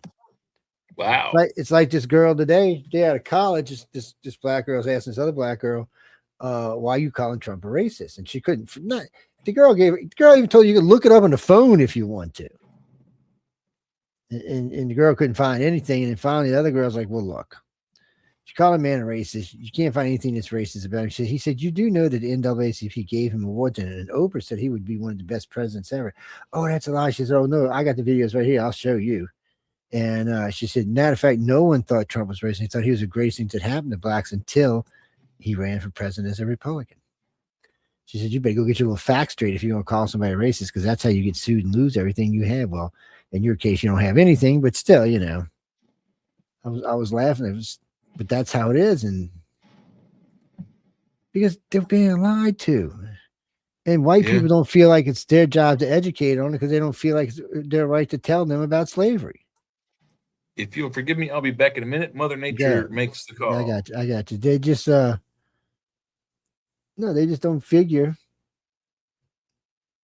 that it's their place. And it really isn't. It comes with us because we do shows and people ask and write in and stuff. And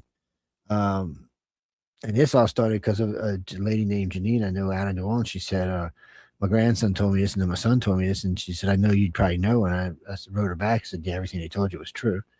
And I said, but I went even further. I gave her sources to go look for herself, so that way she didn't have to take my word or their words, or anybody else's words. And I got a letter from her not too long ago, and she was just basically just pissed. She said, I can't believe my entire life I have been being lied to. Well, no, it's not necessarily that you've been being lied to. You just haven't been paying attention. Because people have said this before. It's not this is a new thing. And everybody knows that the Democrats voted against Republicans on Abraham Lincoln. I mean, but they don't. They said that's not what they were taught in school. They were taught that the Republicans were trying to keep them as slaves, and that the South were Republicans. The South are Republicans now, but they weren't back then. They were Democrats. Stephanie Christopher Wise. What an interesting name. What do you got for us tonight? You know what? I just wrote it down because I've seen somebody else message me about it again. So I just wrote it down, and I will try to do it tomorrow. Well, this computer is a little flaky when it comes to stuff, but we'll see. Yeah, well, I like Pal Talk. I used to use it a lot. We were on there for a few years. Or using Pal Talk to. Yeah, we used it for. We had it for over a decade. We used Pal Talk, but well, we don't, because we've grown, expanded, changed. And at the time we were using Pal Talk, we were also using like landline telephones as well to connect to the internet. So yes, we were. It was a different time. it was a nightmare time, is what it was. But well, there's great archives from back in there, but some of them archives audio is not as good as today. The audio is perfect. You get crisp, clear audio. A matter of fact, I got station settings so that it does all audio feeds automatically, so it keeps our voices the same, and one's not real much louder than the other ones. Our host even noticed that I've done it. Yeah, it keeps you. It just keeps the voices the same. Yeah, that way, because we can actually set it to where we can jack each other's voices up, which is nice if we get a guest that's like. Then you can kick his voice up, but everybody else you can put in auto mode and it does a pretty good job. Videos are good, crisp and clean, as long as everybody's bandwidth is running correctly. What you mean next president? Is that what you're asking me? Ooh, we got to go to break pretty soon. What do you mean we just went to break? We're gonna take a weird break this time. It's gonna probably be a quarter after. So, well, because we got to end after that at 9. But 9, 10. Well, 10 time 9 your time, 10 my time. Yeah. What was the question? I forgot. Oh, who? Man, you're just trying to get me in trouble with the boss man, ain't you? I like JD Vance. I mean, he's gaining a lot of speed right now for the 28 nomination. He's gaining. Well, he's front runner as far as I know, but right now, yeah, by like 20 points. Well, his wife's got another kid coming. Mm-hmm. That's going to give him another 4 or 5 points once the kid comes. Oh, look at Daddy with his cute little baby. They peak too early because really, it's 2 years before he's going to run. Okay, I'm going to say this. I'm going to say this how it is. If Rubio can't be president, then I want JD Vance. But I don't want Rubio to be his VP because I think that's a waste of Rubio's talents. Because let's be honest, Rubio does far more work than Vance does. Vance runs around and does a lot of now. Vance runs around and does a lot of lip services, which is what a VP's job is supposed to be. That's not what Rubio needs to be doing. Rubio needs to be proven when JD Vance steps down, he is the next president of the United States, which I think he can do. I think Rubio can make president. I think he can handle the job. Even though he was funny with that shit the other day about, oh man, y'all don't understand. He said, I just found a blanket, found a couch, covered myself up, went to sleep. He said, I don't want the president to see me sleeping. He said, because he don't sleep. He's like a monster. Yeah. That's what Rubio called him, monster. He said, he doesn't sleep, people. And he doesn't like his people sleeping either. I was like, I wait till he's out scouting the ship and go call him and catch an hour or two. He gave Rubio shit in the first election, in the 2016 elections, or the primaries.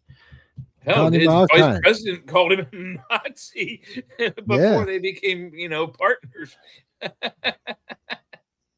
It's this was a coalition. This was a smart coalition that got put together.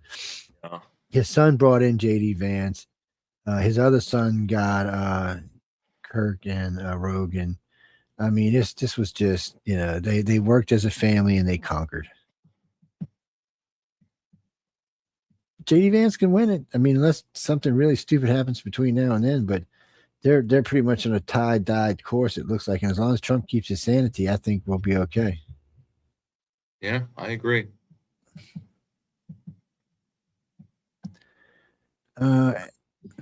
What is Vance in his mid 40s or something? 50s?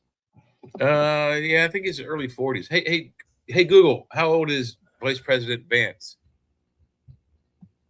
I can tell you that Kamala Harris is 61 years old. Not Kamala Harris, you idiot. The 49th vice president. Hey, Google.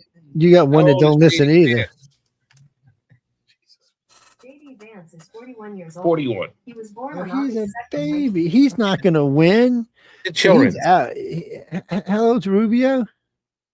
Hey, Google, how old is 50s, Marco right? Rubio? Marco Rubio is 54 years old. Yeah, 54. okay. So Rubio needs to run for president next time because they ain't letting no 44-year-old be president. They ain't forget that shit. He ain't Kennedy. So Rubio, I wonder if you could just keep Vance as your VP. Then he'd be VP for 12 years. There's no limit. You can be VP for as long as you want. So then he could come out after that. He'd have experience. Then he'd be in his 50s. He'd be in his 50s, mid 50s. May come right out, take over for Rubio, and then they could have the next 16, 20 years of presidencies.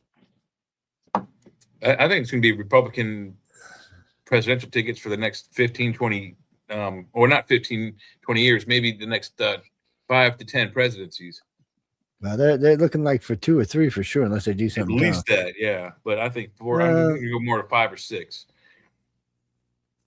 Still, 3 is enough to get us back on course. It'll get us, moving in the right direction. I mean, Trump's going to do everything he can to get us in the right direction, but there's a lot of work to be done. Yes, and not all of what he wants to do is we could say conducive for us. Jamie, Trump's a good president. He really truly does know this. He doesn't charge us anything for his services. And his companies aren't allowed to make money off of the government until after he's out of the government. That's just part of it. So he donates his salary to whoever. So yeah, he works for free. He does this nasty, crazy job that everybody hates on him for free. Yes. I'd be like, to you people, give me my dick. And you'd say, oh, here's 400 grand. I say, no, give me 800 and 400. What are you, stupid? What do you think this is, Venezuela? Give me some money, man. Presidents should make $1 million a year right out the gate. And then if he makes it 8 years, he gets his $8 million plus a bonus at the end, $2 million. So he makes $10 million for being president. At least he's making some money.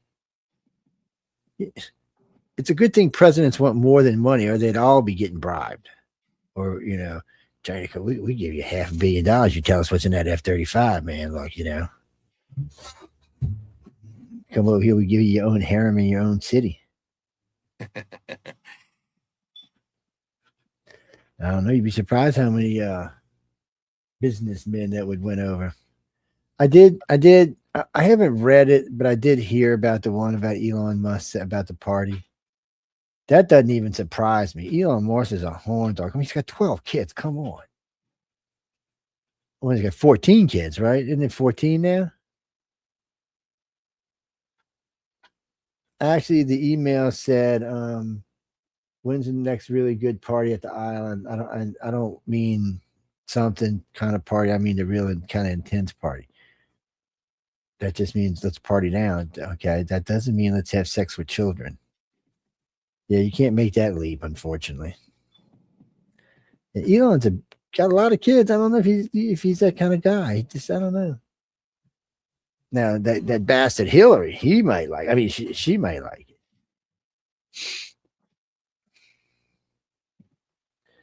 Well, Bill looks the worst out of everybody right now. Now there's supposed to be a lot of other people. None of them Trump. There's supposed to be a lot of other people. So we'll have to wait and see what comes out with that. And then there's supposed to be a couple of lists that we're just not going to get to see. Deals that were cut with victims before this deal was made. So Congress can't override those deals. So they're not going to get a list of those bad guys, whoever they may be. Chuck Schumer, Nancy Pelosi, Chuck Schumer. I'm sorry. What's the other one's name? AOC. She's on there too, I'm sure. Oh, don't tell me about Miss Spice Girl. That's Elmore. That's Elmore's new name. Spice Girl. Ilhan. Yeah, Omar. Spice Girl. That's her new name. Which we're gonna call her Spice Girl. What is it? Nasty Spice? Yeah, she's that shit was so fake. Licorice Spice. Even a Chihuahua barked at her like, Dad, look at that. That's just like, what does she think? Us Chihuahuas are stupid? That's what she thinks everybody's stupid. No, Jack. I mean, that was just he went up and went, really? Let me run into the guy behind me and let him catch me. Oh, I'm caught now. No, you. So the problem for this guy is, and I don't know if his co-conspirators told him this or not, because you attack a congressman, you're in trouble now. Doesn't matter if water or not, you're in trouble. Even if she set it up with him. Yeah, you're in trouble. You're looking at a couple of years. Don Lemon's going to probably get a year, is what the judge said today. Wow. Not the judge in charge of the case now, but the other judge said he'll probably get a year. Wait, the judge might suspend it, but they're going to probably give him a year and teach him a lesson. And there's one clip I was watching it today where he's outside standing. Oh, I'm not with them. I'm not. He's trying to get this guy to talk to him. The guy's just telling praise the Lord, and I can't believe they disrupted our church. And Don Lemon's trying to ask him a stupid question. He's going, oh no, God loves us, and maybe God will love them, but I hope it. I can't believe they came in and disturbed us. We weren't doing anything but praying in church. And Don kept trying to ask questions. The dude played him like a champ, but. Well, that's not all he did. He also stood in the doorway, blocking people, not letting them leave, and then trying to lecture them on immigration law. Yeah, so he's gonna he's gonna probably get in a little bit of trouble. And the problem for Don is these other people are nobodies, and they're definitely getting in trouble. Yes. Them Grays don't like when you put them on TV, man. They're gonna come probe you tonight. He's a blue. He's a Russian blue. So it's all right. He said, I'm a Russian blue your ass with a probe, buddy. What's that, Janie? All of this whole thing is messed up. It just is.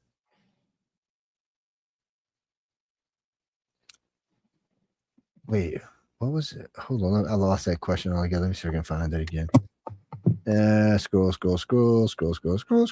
No. What's my favorite yacht? I don't have a yacht. I would have to go look to tell you what that is. Scroll.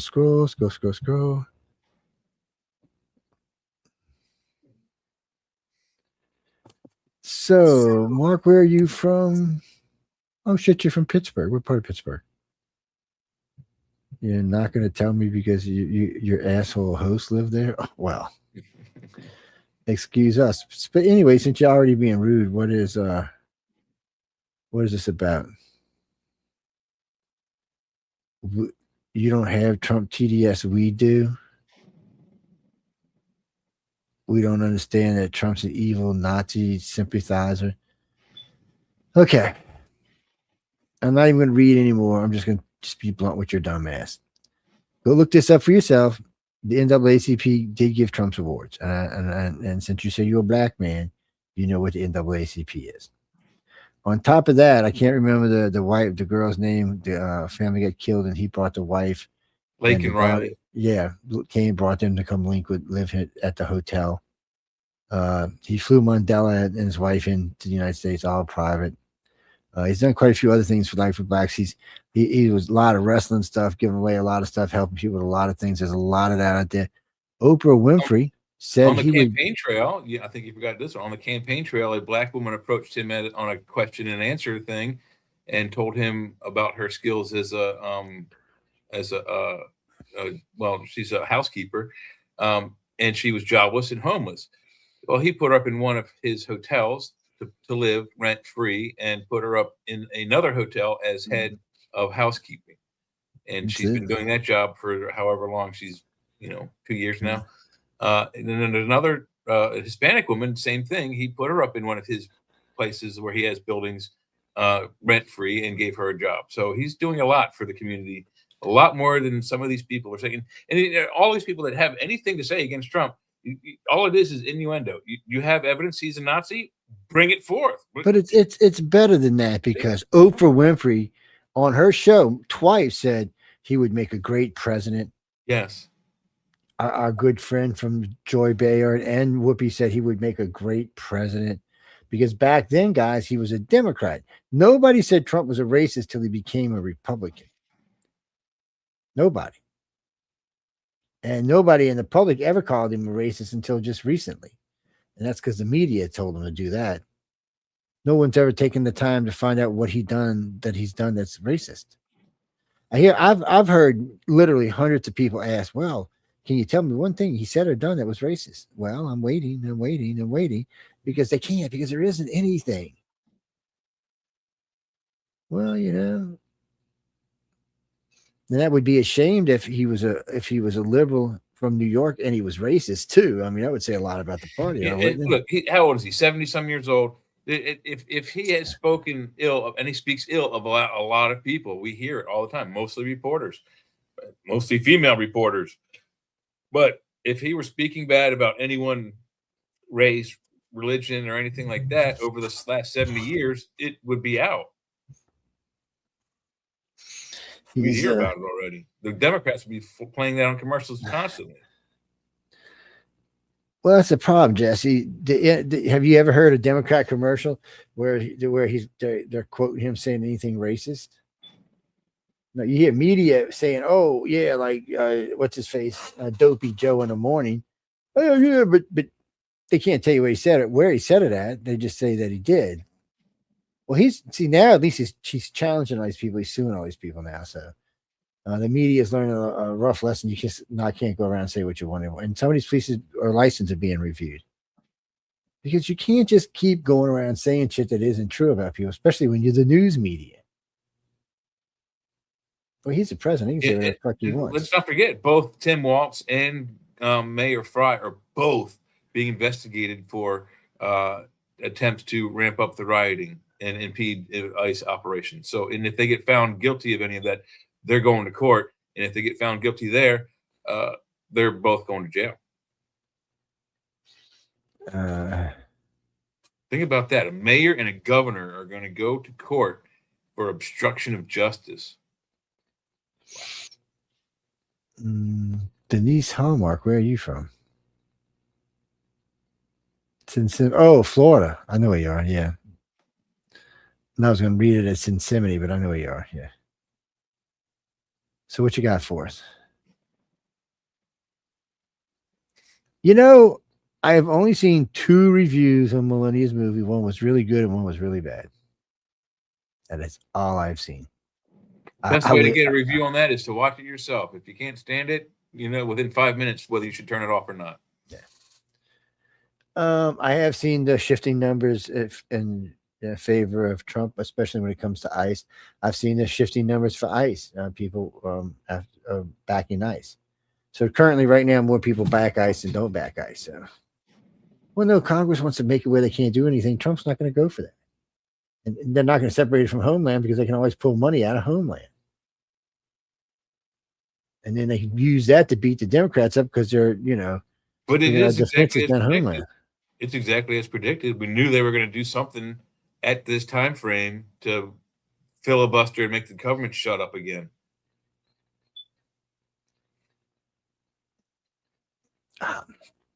Well, Jack, they put out, so I think it was 180,000 videos or pictures or whatever with Epstein stuff. It was a lot. It might not have been that much, but it was a lot. A lot of photos. Yeah, it was 3 million pieces altogether. No, there was videos and there was stills of a lot of stuff. Well, none of the victims can be seen. I mean, that's part of the agreement. Some of the victims have come forward. I mean, but I haven't heard any of those victims. That's what's funny. I've seen them on TV, like 8 of them and stuff, and I've seen them in different places. But I've not heard one of them, other than saying Trump didn't do anything. I haven't heard them say anybody did anything. There was one girl was saying something about Bill Clinton, and then I haven't heard anything about it since. Well, Bill looks kind of guilty, but, I hate to say it wouldn't surprise me.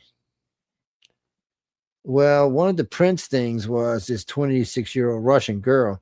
But what it was a conversation. He said, I got this Russian girl, blah, blah, blah. She's very trustworthy, blah, blah, blah. And this, another thing. He's talking to Prince Andrew, and it went back and forth in an email. And then he asked her how old she was. And he said it was 26. But was she really? We don't really know. Huh? Really talked about it like she's a hot little thing. So they were trading commodities. I mean, even though a lot of these girls knew what they were doing, I'm sure a lot of them didn't. Well, that's the problem now. It's come out that some of these women were, What was the oldest profession in the world? They were working girls. A lot Working- were, but a working lot. fair. A few. I think a few were also. Let's just say traded around the Epstein circuit as such, but the girls weren't realizing that they were that. In other words, Epstein would bring girls to a party for a particular someone to latch onto that young female and take her away for whatever. That was the hook. That was how he got people to get blackmail on him. I don't know, but he didn't like Trump. That's for sure.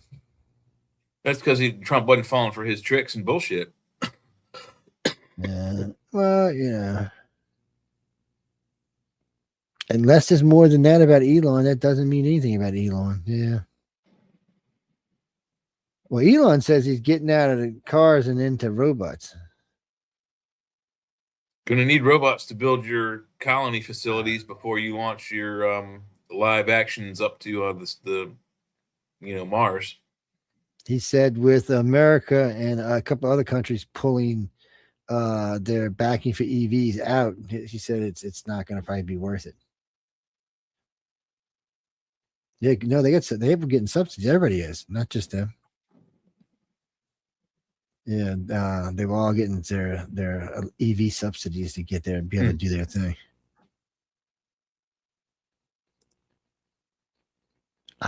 Jack, yeah, I don't. All I know is Artemis is going up next week. That's all I know of. On the 8th. They're gonna go visiting the moon. They didn't even say if they were going to orbit. They just said they were going up. Well, they're going to probably orbit, but they didn't say how many times. They just said they're going up to Artemis. They're going up to the moon on Artemis. Well, this is just a prelude. If this works the way it's supposed to, because you remember they've already tested the rovers. Remember they sent the rovers up and tested them a while back, and they've been testing other equipment. SpaceX has been. So this is more like SpaceX versus China. See, China has to win this because if they don't, they just let a private American company kick their ass. Not even NASA, just a private company. Jeff Bezos is in the list on the Epstein files. So there's a couple of highfalutin characters was on the list. And then they were also on that list of information that was stolen. The contractor stole from that IRS list that Trump's suing over. Yeah, contractor stole like Trump's data, Jeff Bezos. Well, his whole data. family. They released everybody's, not just his, and his whole family's tax returns. Well, they had a bunch of people. So yeah, it was a bunch of famous people who had their tax returns. Mostly Republican. He was some, squat head. He probably got paid a lot of money for it and going to go do 5 years in jail, which means, it's a Fed, so he's going to do 3.7 years. If it would have been like a local thing, he'd have been out in a year and a half. Well, I was seeing these. They were showing two different cities today, where the judges have cracked down on girls shoplifting. So the one girl comes in, the guy says, well, you've had multiple shopliftings, blah, blah, blah, blah, blah, blah, blah, blah, 1 year in jail. The girl liked to flip. She said, well, I just thought it was going to be a fine. He said, no, this is multiple. You've been in my court multiple times. You're going to jail. Same thing with the other one. She's all smiling, knowing she's not going to get in any trouble. And he goes 10 months. And she's like, wait, what? Mm-hmm. Now, both of them will probably be out in 4, but still, man. Jack, have you ever been behind bars? I have. It sucks. You don't want to be there.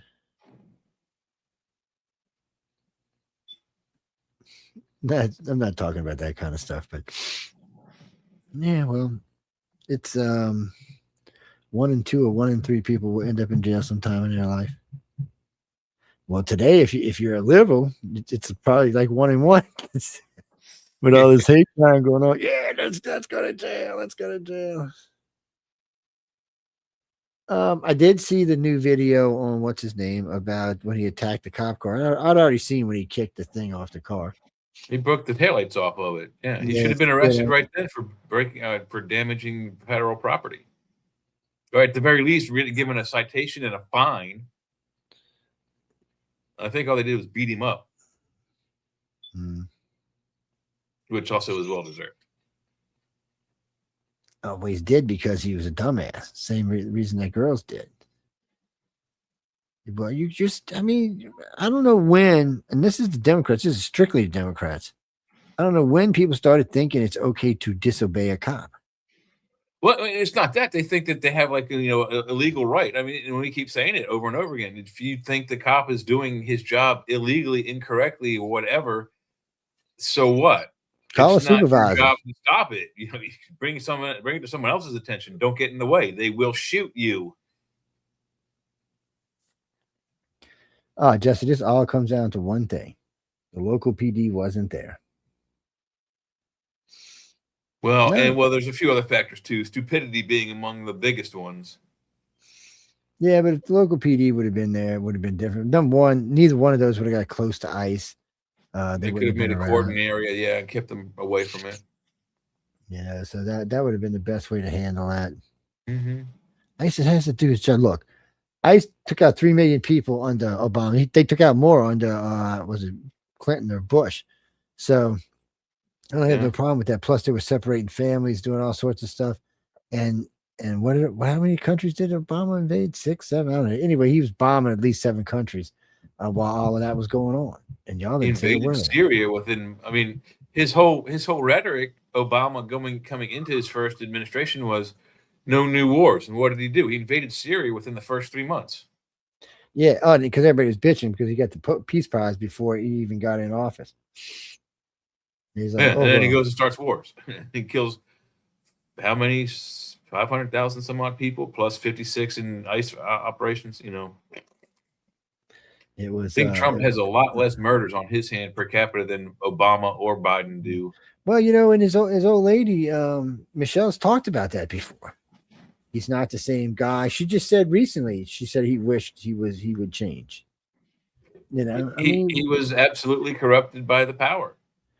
Well, when you kill people indiscriminately like that, it's got to do something to your soul. Did he have one to begin with? I mean, I always thought he was a dick anyway. Yeah, but he was a nobody. He was a community organizer. What he did, he probably didn't even know what a death was. This guy went from organizing old folks and kids and stuff in communities to blowing the living shit out of Syria. I mean, that's a big step, man. Yeah. Oh, yeah. It's. I mean, that's not like it's. Nobody ever thought about that. Well, Trump. Did you want to go to break at about the 18? Look, you said 10 after mark or 15 after. Oh yeah, we can go. If you got something queued, you can take us out. I'd have to go. You know what? I might have. I don't have anything queued, but I can try to find something real quick. You know what? I think I got something right here. I got my playlist open. So there's something on it. Yeah, all right. Well, if you throw it up, if you hit the share thing, I can throw it up. Wait, what's this? Oh yeah, no, we're not watching it. Sorry, I didn't mean to yawn at y'all people. That was an accident. I was looking at some hot blonde. I don't know which hot blonde it was, but she was just there. And I decided that's not who we're gonna listen to. Nope, we're not listening to anything Metallica. Y'all can kiss off. Jesse, we don't listen to them on the network anymore. And because of that, I hardly listen to them at home anymore. Mm. Well, I just think it's kind of shitty the way they do things. Well, I know they want to make money, but you're not going to make money. People are just going to listen to you on YouTube and play it over their speakers at home and shit. I mean, give me a break here. Mm-hmm. They're not. You really want to, you can download it off any damn playlist anywhere, or just put it on a playlist and listen to it that way. No, I'm just saying that's an easy way. That's an easy way to do it. Yeah, let me put something on here. I'm arguing with you when I should be. There we go. You got it yet? You know what? I know what I want to do. I know what I want to do. I forgot all about this. Hey, Joe, you know what you want to do? Yeah, I'm going to put this on right here. Where'd it go? Just had it up in front of me. Where'd it go? Oh, there it is. Okay. That's what happens when you go old and you go blind. And I'm going to put some gross song on. Where is it at? What the hell, man? What did you do now? There's a certain song. Oh, there it is. Okay. We're gonna play this and something else.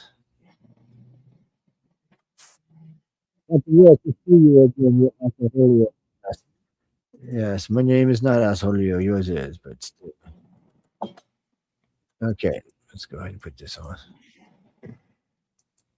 Okay. No, just I wanted to play one of these earlier and I forgot. I'm gonna probably play two of these because they're short, but yeah, hold on, man. I get it. Calm down, man. Calm down. Yeah, we're waiting. You ain't got the Oh, good there shit. it All right. is. Put, It you got is it? on. It's You got up. it? It's up. Okay.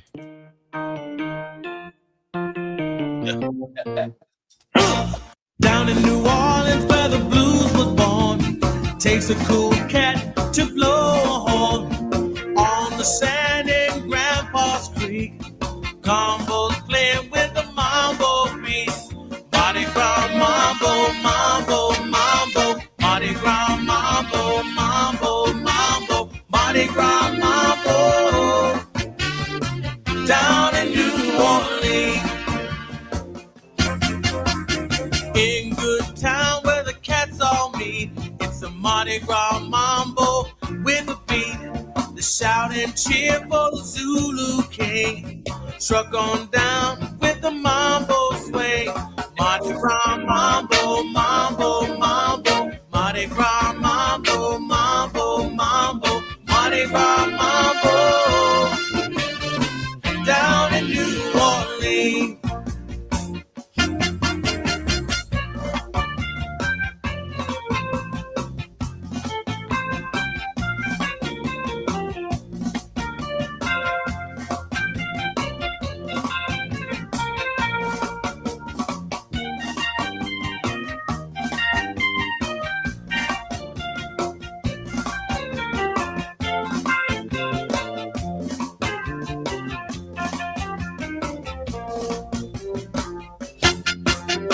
Down in New Orleans where the blues was born, takes a cool cat to blow a horn.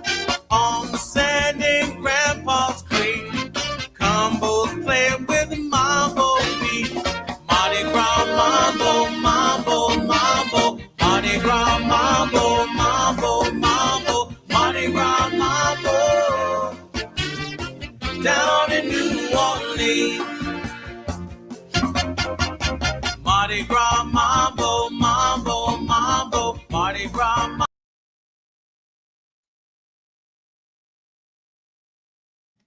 What happened there? There's Mambo. No, we're going on to the next one. It's what's that, Jack? Well, no, because I only get the screen set up one way. Usually I get them on a roll, but I don't have it on this one. No, we're gonna do this one, then we'll be back. Throw it up on the, is it on the screen or throw it up on the screen? Yes. Okay, let's see which one this is.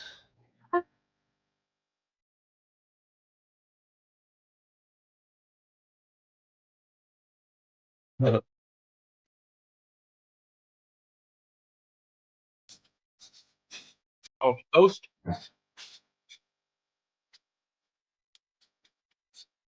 No.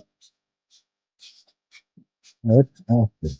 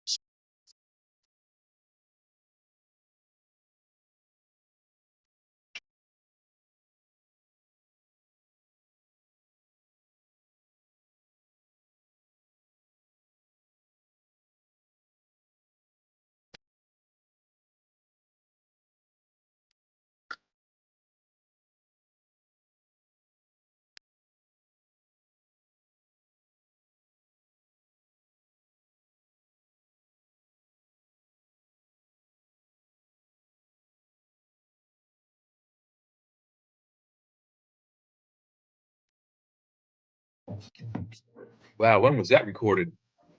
This is God knows telling. 1940s. See, there's some of these are really, really old. Well, I mean, this looks like the video here is in the 70s. It looks like it's because today the blackface would be unacceptable. Oh yeah. But look at the rows here. It's like 1, 2, 3, 4, 5, 6, 7, 8, 9, 10, 11, 12, 13, 14, 15, 16, 17. And then these on the sides over here. I mean, and these are from one end of the street to the other end of the street. Wow. Good Lord. Hey, About how many people do you think? How many? Mardi Gras could be anywhere from 1 to 4 million. Oh yeah. Well, the last time I had pulled it up on Amazon one time, it was like 500,000. Like 500,000 where? It must have been like Mobile or somewhere. And see, that's the thing about Mardi Gras. Mardi Gras Day is not just celebrated in New Orleans; it's celebrated in quite a few other cities. Not the same thing as being in New Orleans, though. No. What? Well, Jesse, so New Orleans is an old city and a new city.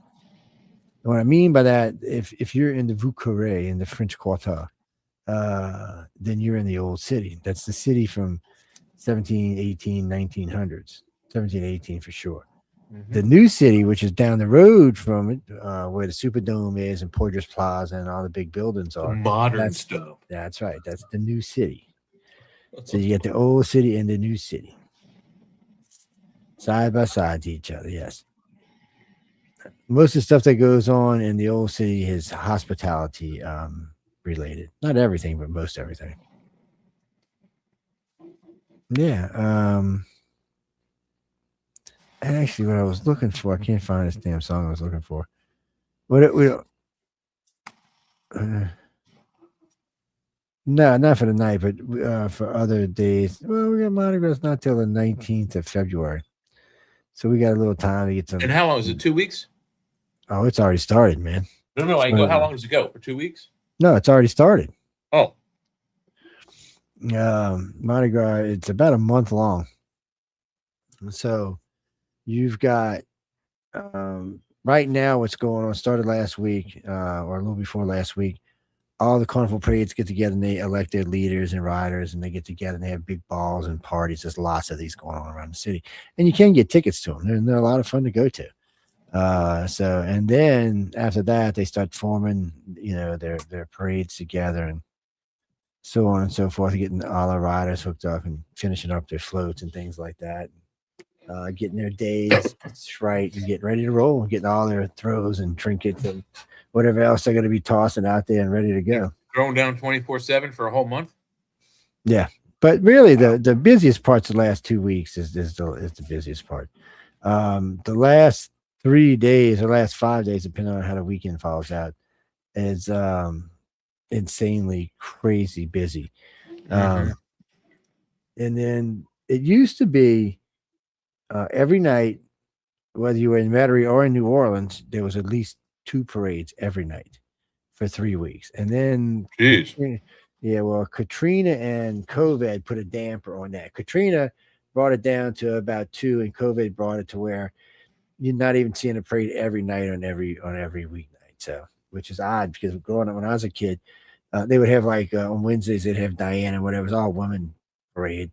Yeah, both the parades. Well, it was great, man. You have a great time out there and getting all kind of stuff. And Popeyes used to throw doubloons, gave you free chicken, free 2-piece dinner. Oh shit! So yeah, we'd stack up on them, man. You have a stack here and there. Yeah, it was a cool idea, and it generated business. You better buy people when they're getting their chicken. Yeah, man, 2-piece Get dinner. that Louisiana chicken, yeah, absolutely. Yeah, Popeyes all around the world, man. I don't know. Popeyes bought Churches and somebody else, and they had maxed out somewhere around 9,000 stores. They were trying to catch KFC, is what they were trying to do. They're pretty close, I think. They're all over. They're up here. Yeah, and but the problem is, I'm having KFC right now. So the problem is KFC is different. KFC is good, but Popeyes is different per state. So if you live. Like if you don't live in Texas, Louisiana, Mississippi, Alabama, Georgia, Florida, or maybe New Mexico, you're not going to get the original recipe chicken. You'll get spicy chicken, but you're not getting the original spicy chicken because original spicy chicken make tears come to your eyes. Yeah. It because I remember, man, I was in LA. I was in San Diego actually, and I just got a boot camp, and I was craving Popeyes. I mean, hardcore craving. And I wanted some spicy, so I walked into Popeyes. I said, "Can I get a spicy Popeye?" She said, "Sure." So I sit down and eat. I said, "Oh, y'all must have made a mistake. Baby gave me the mild." And she said, "No, sir, it's the spicy. See the little orange in it?" No, I'm like, "What?" She said, "You don't think it's spicy?" I said, "No." I said, "Sweetheart, I'm from New Orleans. This is not spicy chicken." And she, "Oh, no, sir. That's not how they do it. No." She said, "Different states get different recipes. You Californians couldn't eat that shit y'all eat. There ain't no way. They'd be shooting fire at their butts." Yeah, no, California is covered in avocado, I'm sure. You know, so and they were talking states. So they went around testing the states for what is appropriate for each state, which is crazy. But hey, I guess you want to make sure you're keeping your customers happy. Yeah, there's spicy chicken here. It does. I mean, it's got a bite to it, but it doesn't. You know, it doesn't make you sweat. Yeah, I ate a Chipotle burrito. I start sweating on the top of my head. That's how hot those get. Now you get Popeye spicy chicken down here. You get tears coming out your eyes. You'd be like, "What the hell's in this stuff?" Yeah, what do they do? Put it on fire? Yeah, that's why when I was traveling around, I was like, "What is this?" Actually, my favorite road chicken is KFC, man, by far. Well, that's what I'm having right now. But I mean, it's not unusual. I mean, you worked at McDonald's. They have regional menu items throughout the McDonald's network too. You know, like there's things you can get in Texas you can't get here. We have things on our McDonald's menu you guys can't get in Texas. Well, worse than that is like when you're traveling abroad. I mean, so Japan uses a squid bun. It's a black bun. It's got squid ink in it. Russia, they have things. They got things in Japan you can't get. Like sushi and stuff that you can't get in any American restaurants. Well, yeah, they use borscht instead of ketchup. And then, you know, same thing in Russia. It's, you know, so there are little tweaks here and there. But you can still get the KFC McDonald's hamburger.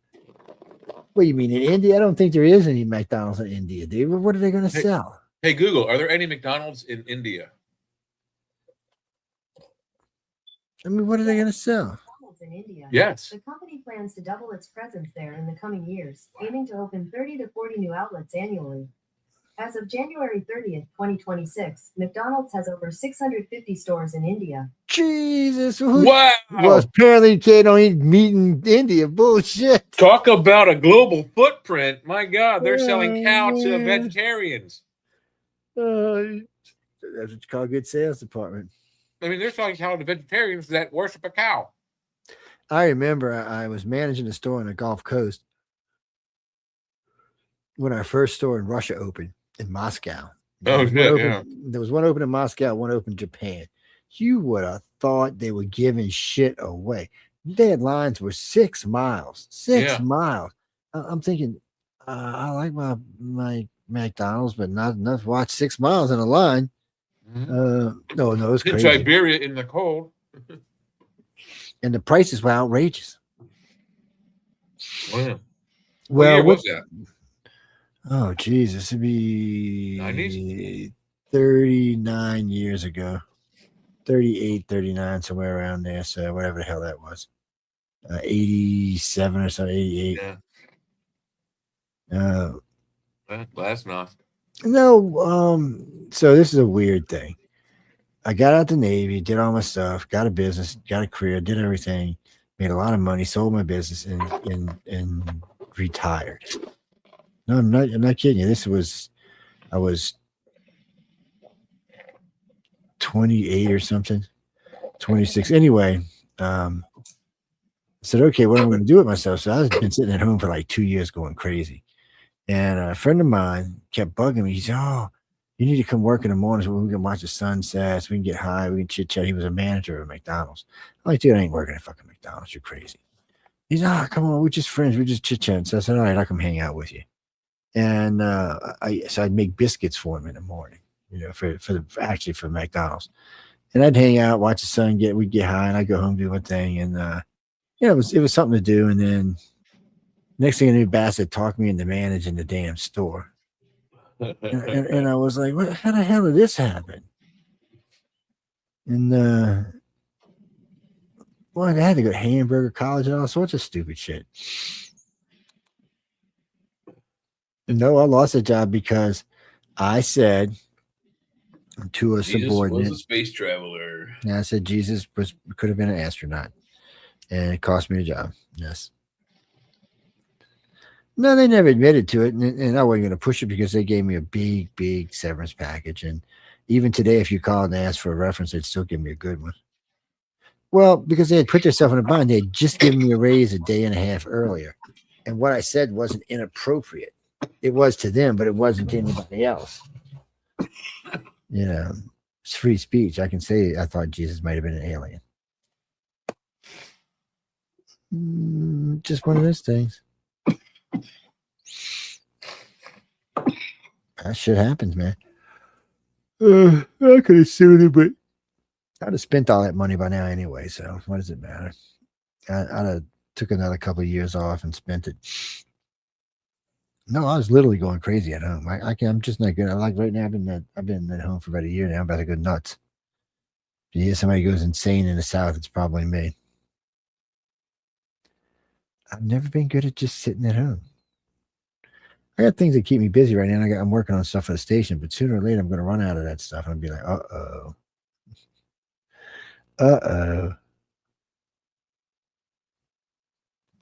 Uh-oh, what? Get a harem for what? Women cost money, dude. What are you talking about? Oh, get a harem that works. And all you do is, what was that guy's name? He had the 5 wives and the 6 kids, and he didn't work, but all his wives worked and took care of him, and they scheduled what nights they were with him and stuff. I don't know. That dude must have been some special dude, is all I got to say. I know it's a social thing, a social status thing with certain Islamic regions, governments, people.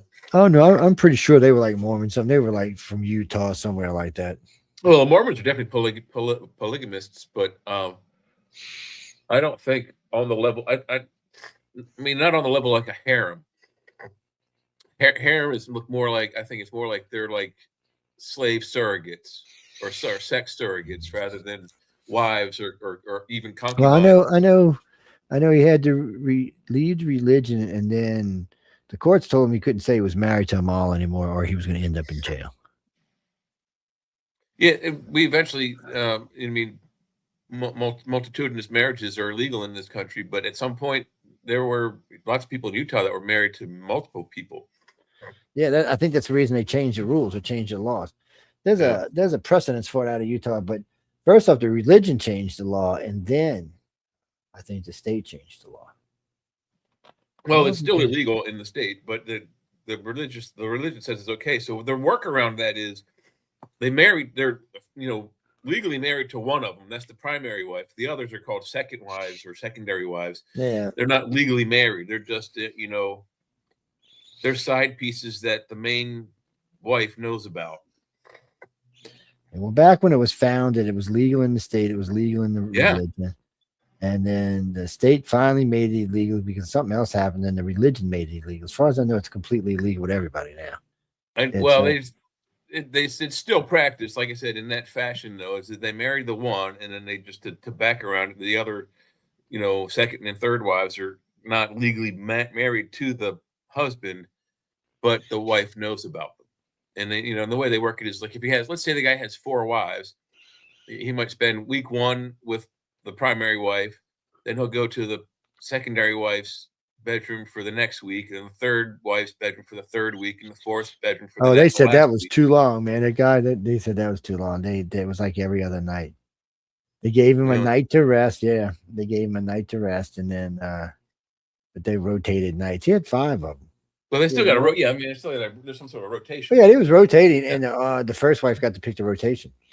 It's but they would do like 5 days and then give him 2 days off, and 5 days and give him 2 days off. Yeah, and they would just rotate around on who was going to be with him on what days, and then they had special holidays and stuff. And she said there was no group sex then.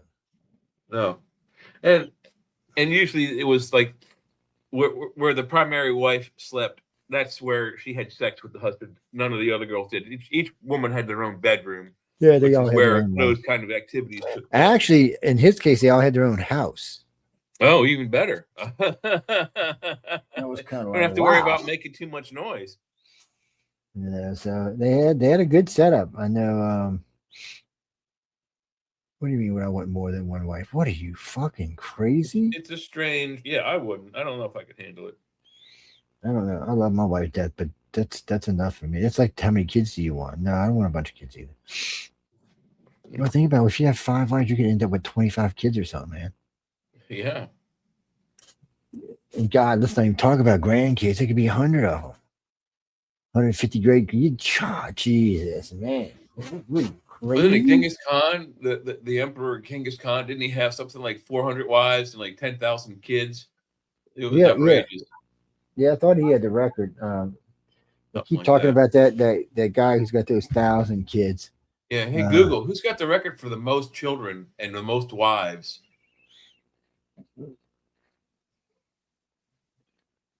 Hello. Hey, Google, who Google's has like, the what record are for you, having the most retarded, man? wives, the most children, and the most grandchildren? Sayana, who was the leader of a polygamous Christian sect in Mizoram, India, is known for having the largest family. Yep, I remember him. 9 wives, 94 children, and 33 grandchildren. At the time of his death in 2021, his family reportedly numbered 181 members. Jeez. Well, I guess that's the Guinness record right there. 181 people. No, I think it's somebody else got the Guinness though. I have to look and see. They were just talking about him recently. Because when I heard it, I was like, no way, man. That just sounds like some bullshit. But the guy on TV, that's what it is. Oh. Let's see what I can find on the interwebs. Frankie. Well, there are people that don't get counted for some reason. Like, I think he's Norwegian. He's got, something like 134 children from 31 wives. Well, not even 31 wives. They're just 31 children. They weren't even wives. Track that last statement. It says him again. Yeah, Sayona Chana in Mizoram, India. Had 39 wives, 94 children, and numerous grandchildren. 33 grandchildren, they said. You know, they've always talked about Indian with the Kama Sutra. Kama Sutra, man. Yeah, that's right. And 34 wives, that's a good way to learn all the moves of the Kama Sutra. What do you mean, Christopher? Kama Sutra is a book Enjoy about sex, India style. It's a book about positions and how to achieve those positions so you can have maximum orgasm. Yes, that's what the book is about. Some of them are for breeding. Mm-hmm. Yes, well, it's to help you religiously enlighten yourself. And they even talk about how to achieve maximum depths and stuff, and how both people can move their body to make sure everything's where it's supposed to be. So in their case, I guess size doesn't matter because they know what they're doing. Yeah, they had advanced knowledge from somewhere, probably from someone up Some north. some race that like to play Humpty Dumpty, huh? Yes. What do you mean, Jesse? Are you talking about the size being the thickness? This is not a porn show. I know what you mean. No, I mean, I understand what you mean, but women with let's just be muscles don't have to worry about that part of that. It's not my thing. I don't get into that stuff. I'm not talking about these kind of muscles.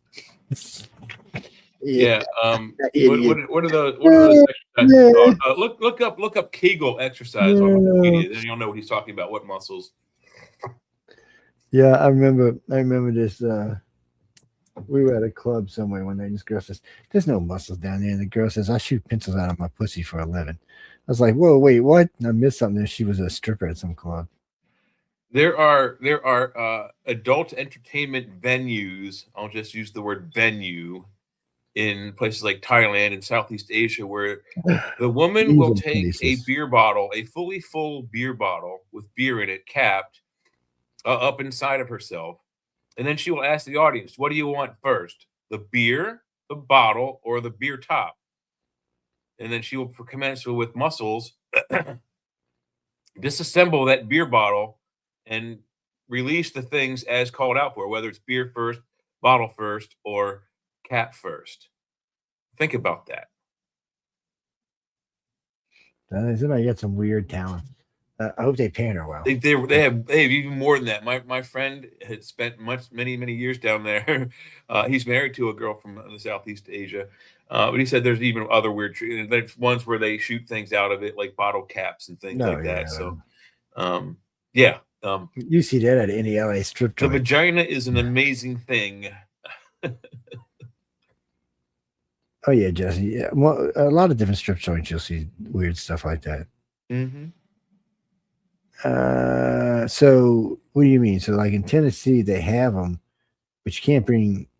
They don't sell booze. You have to bring your own booze in, or they sell booze, or some of them sell booze, but they don't sell Coke, so you bring your own Coke in.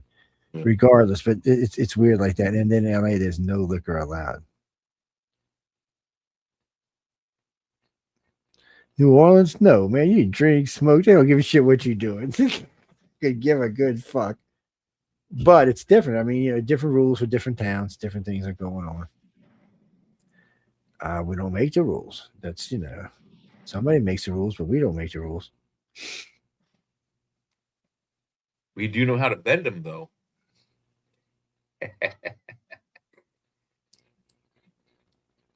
What do you mean move to LA? Nah, I don't think so. You'd have to pay me a lot of money to get me to move to LA. I mean, a lot. Yeah. One, I'd have to convince somebody to go with me. So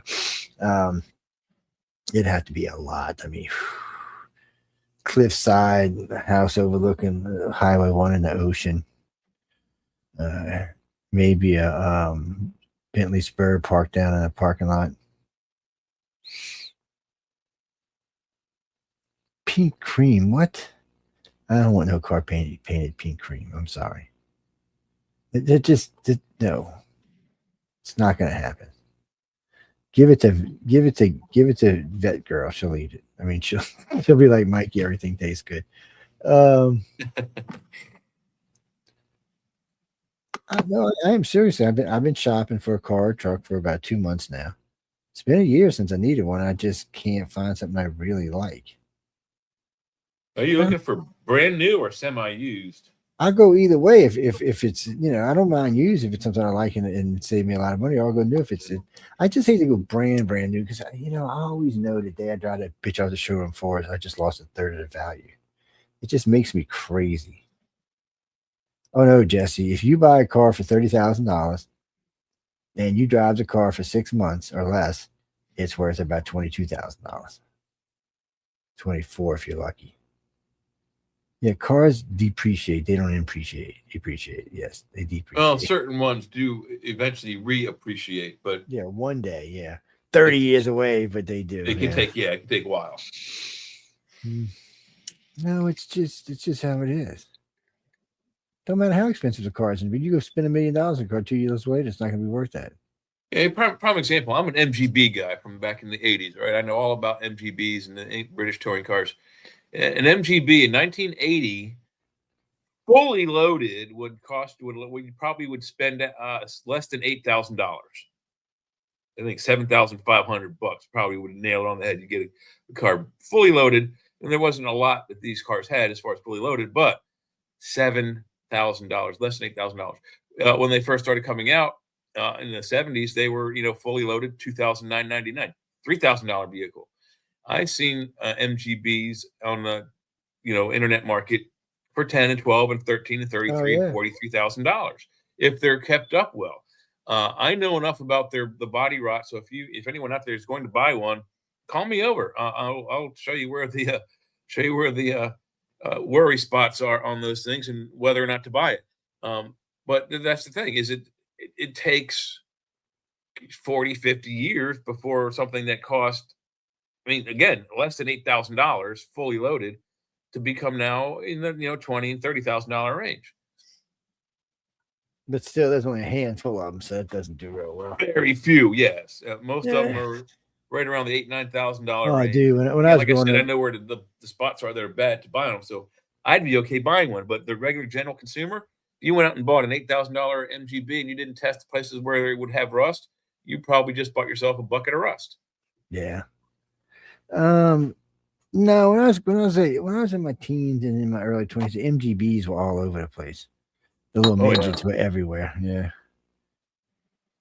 Yeah, It was you one could of the try most to. You it was could, one of the most affordable and gas efficient vehicles throughout the 60s, 70s, and the 80s. They stopped making the first generation MGBs in like 1987, 88. Those when the last ones came off the line. they were cool little cars. No, Jack, stuffing So 4 people in them. That's no. All the ones Three I've seen, max is as many people as I've had in this. 2 in the Three, front, and you could squeeze somebody in the middle and the back. but it's not recommended. You know, I've heard a bunch of people tell me there was 4-seaters, but I have never personally seen one. Seen one what? MG 4-seater. There is something called the MG GT Coupe, which was a 2-door 4-seater. Yes, but it was similar looking but different. It was a hardtop GT Coupe. Jesse, I had a Jaguar with a 12-cylinder in it. Yes, that's why the hood was so long. A friend of mine asked me one time, why did they make the hood so long? I popped the hood. He said, oh, shit. Because I have 4 extra cylinders, dude. That's why. I've got, Right there, I've my got an friend. 8-cylinder engine and a 4-cylinder engine all right here. That car was so out of. You'd punch it. The ass didn't want to get in the front end and stuff. The car was just insane. I went and had special tires put on so I could drive it because it was trying to get all over the place. It really needed to be an all-wheel drive car. Sounds like it needed a positive rear traction in the back. Yeah, and then my sister went and bought her a what do you call it? Now I can't think of the damn name of the damn thing. The Viper. She went and bought her a Viper, and RT10. So it's what had a 10-cylinder in it, and we were playing around one day, and I punched it. That's another one, man. It was too overpowered. There wasn't enough ass end on the car, is what it was. Yeah, it was lightweight vehicle. Wasn't it aluminum body? I don't know, but it was. I mean, don't get me wrong, it was fast as fuck, but it was just dangerous. I just wanted to get around, and even at high speeds, you could be doing 100 and punch it, and the ass end would want to get around on you. It's how much power it had. It was because it was a 10-cylinder in the car that probably weighed as much as a small car does today. 1,700, 1,800 pounds. Yeah. I did like the alarm it came with, though. Please step away from the Viper. At this moment, we will release a charge that will immobilize you until the police get here. So please step away from the bike. And then one of them said, "You're a fucking idiot. I'm going to immobilize you now." I was like, look at these cars. Would the car really actually do that? Yes, it did. Oh, wow. Yeah, it was insane. It had, if you were touching anything metal in the car, it could shock you. Well, Chrysler originally put them out, yeah. And then some company bought a bunch of them and modified them. And then they kind of went the way of the Dodo Bird, kind of like the DeLorean. DeLorean is making a comeback, though, I do believe. I did hear that, but I haven't seen any cars yet. Well, it's not DeLorean. So what happened was somebody it was some kind of auction thing. One bought a warehouse somewhere in Texas, Austin area-ish, I believe. When they got inside of the warehouse, it wasn't a warehouse. It was a manufacturing facility for DeLorean DMC-12s. There were vehicles fully assembled inside the warehouse, ready to go to be delivered.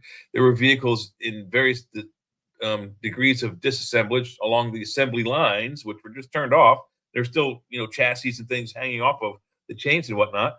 And then there was a warehouse full of parts and things to make, I don't know how many more, but they've been, I think a few years now, making them for about 40 grand, 50 grand a pop. They're cool little cars.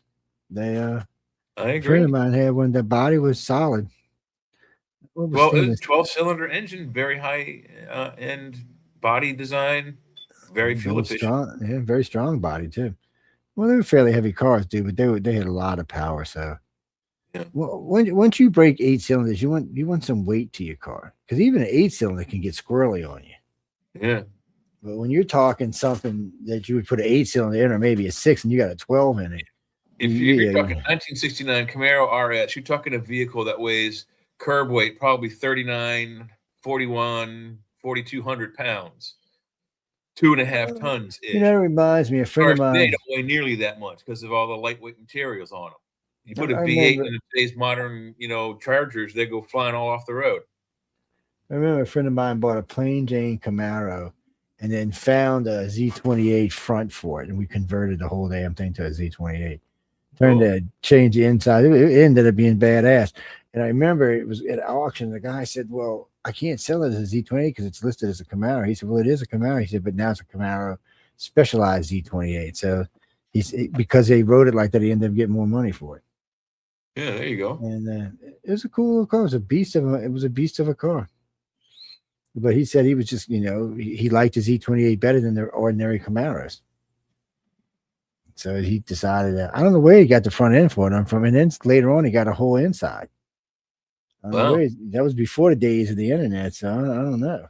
Well, I mean, that was a good thing that between Pontiac and Chevy and GM, at least most parts were, yeah, they're interchangeable. compatible. You could buy a Camaro from the Chevy lot, go over to the Pontiac store across town, and you'll buy, the different bucket seats that they had for that and swap them out. So you'd have your own personalized vehicle.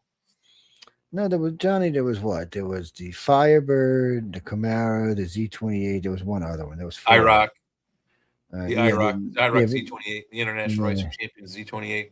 Yeah, but that's still the Z28. There was 4 versions. I can't remember what the SS, other one was. RS. You've got they had LT1, LT2 engines in them now. I don't think there's. Let's see, Chevy made one, or Chevy made 2, right? They did come up eventually in the 90s and 2000s with a new performance package called the Z51 package. So there was Z28 and then Z51. So that's another. Yeah, but that's not so. So Pontiac made one. They made the Firebird, right? That was one. There was a Formula and a Firebird. Trans Am. Yeah. So yeah, the Trans Am. So you had. There was a Formula One. That's the RS, and then there was the Firebird, which was the SS.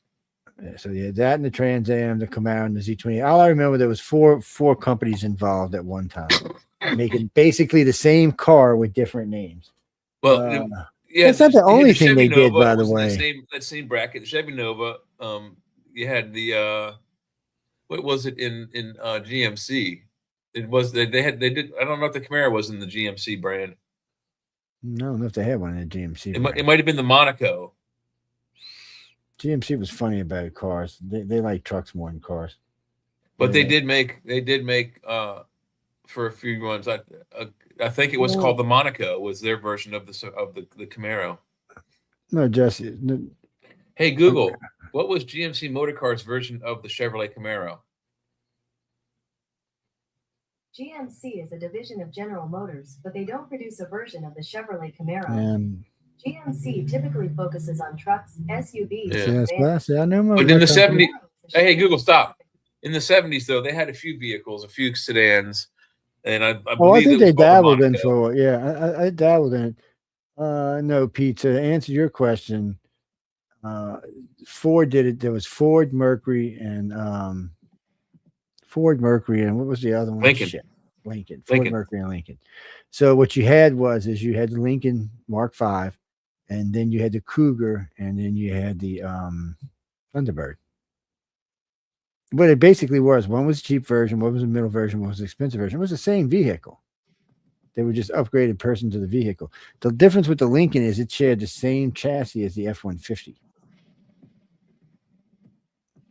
Just the way it was designed.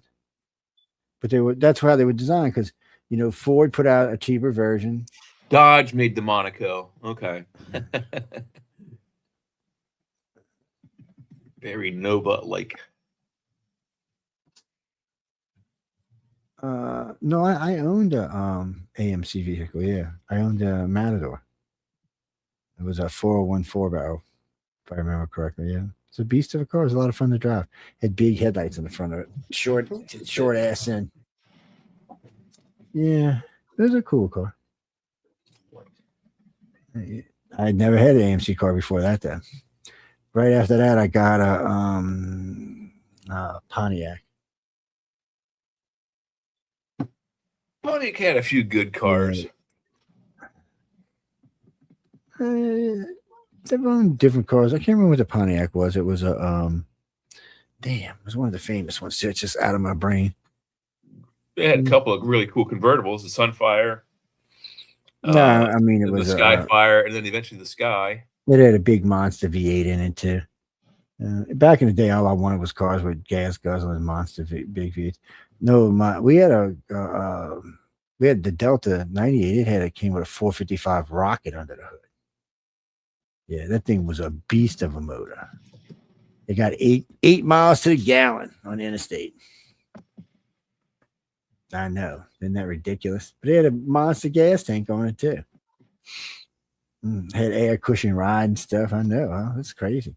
And then there was the 88, which had a smaller engine in it. Yeah, all of them made 1 or 2 or 3 cars in a line, like the cheap version, the middle version, the expensive version. Just a way to try to make more money. But we got to go, man. I'm hungry. I got a hamburger waiting on me. I mean, I got a pretty hamburger waiting on me, too. I've been thinking about that. That's that. And the fucking studio is like an ice cube. The rest of the house isn't, but the studio is, man. Well, I'd have to seal up where the AC vents and all come in. This is open. This is deliberately opened up so it keeps a good flow through here for the computers. Which the computers are loving this weather. They're like, yeah, Daddy, let's do some calculating. But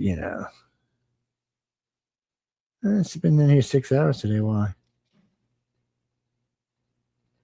I liked my mom's Lincoln Mark V. My grandmother had a Cougar. I really liked it too. And they were both beasts of a car. But them long hoods are hard to drive with, man. A good friend of mine had not a Lincoln, a Ford LTD 2. That was a big car, huh? Yeah, it came with a 4 something in it. It was a beast. It was a tank. Another friend of mine had a Galaxy 500. It had a big engine. It was a tank. Those are big, yeah. Yeah. Well, there was a lot of Fords in the family, and there was a lot of Chevys in the family. A couple of Pontiacs here and there. Oh, I had a Chevy. I love this car. I can't remember. Monte Carlo. The long version Monte Carlos. Yeah. It was a cool little car. The girls liked it. What can I tell you? They liked that damn Matador I had. I don't know what that was up, but that was a brand new car too. So I was a 15-year-old kid driving around a brand new car, $30,000 car back in the day. Yes, but we gotta go. I want to go eat and get me a warm spot, get a quilt, get comfortable, watch some TV. I ain't doing no archives till tomorrow, so let it warm up in the house a little bit. Well, see, it's different when you lived in a raised house and everything's opened underneath you. So there's a 20 mile, 30 mile an hour clip blowing underneath our house right now. And so if you do just the feels like temperature, which is 6, if you add that to a 40-degree clip, it drops it quite a bit more. Yeah, well, they tell you about it. I've got a thermostat down. I mean, a thermometer down there. I'm not going to go see what it says though. You're fucking stupid. Well, like I said, I'm going to get warm, getting some nice, comfortable clothes. No, I had a good time tonight. Topics were slow coming in though for some reason tonight. I hope John's doing okay. Hey, it's never good to lose anybody. It sucks. I've lost enough. No, I don't want to lose anybody. Anyway, on that note, we're going to get out of here. I'm going to go get a white Russian toddy. I got to crash because I got to work tomorrow. Oh, fuck. That's right, huh? Yeah. How deep is the snow in front of y'all? We only got about 14 inches or so, but it's piled up since we've dug out. So, but it's not on the road. It's on like in the sidewalk past our front of our house, in the front little bit of grass we have. So it's about 3 or 4 foot high. So there's quite a bit of snow out there still. Y'all supposed to be melting anytime soon? Are you good? Or? It's 6 degrees. Yeah, no, I don't think we're getting any thaw out until next week. Yeah, that's what they're saying for us, but we don't have enough stuff, so we ain't got to worry about none of that.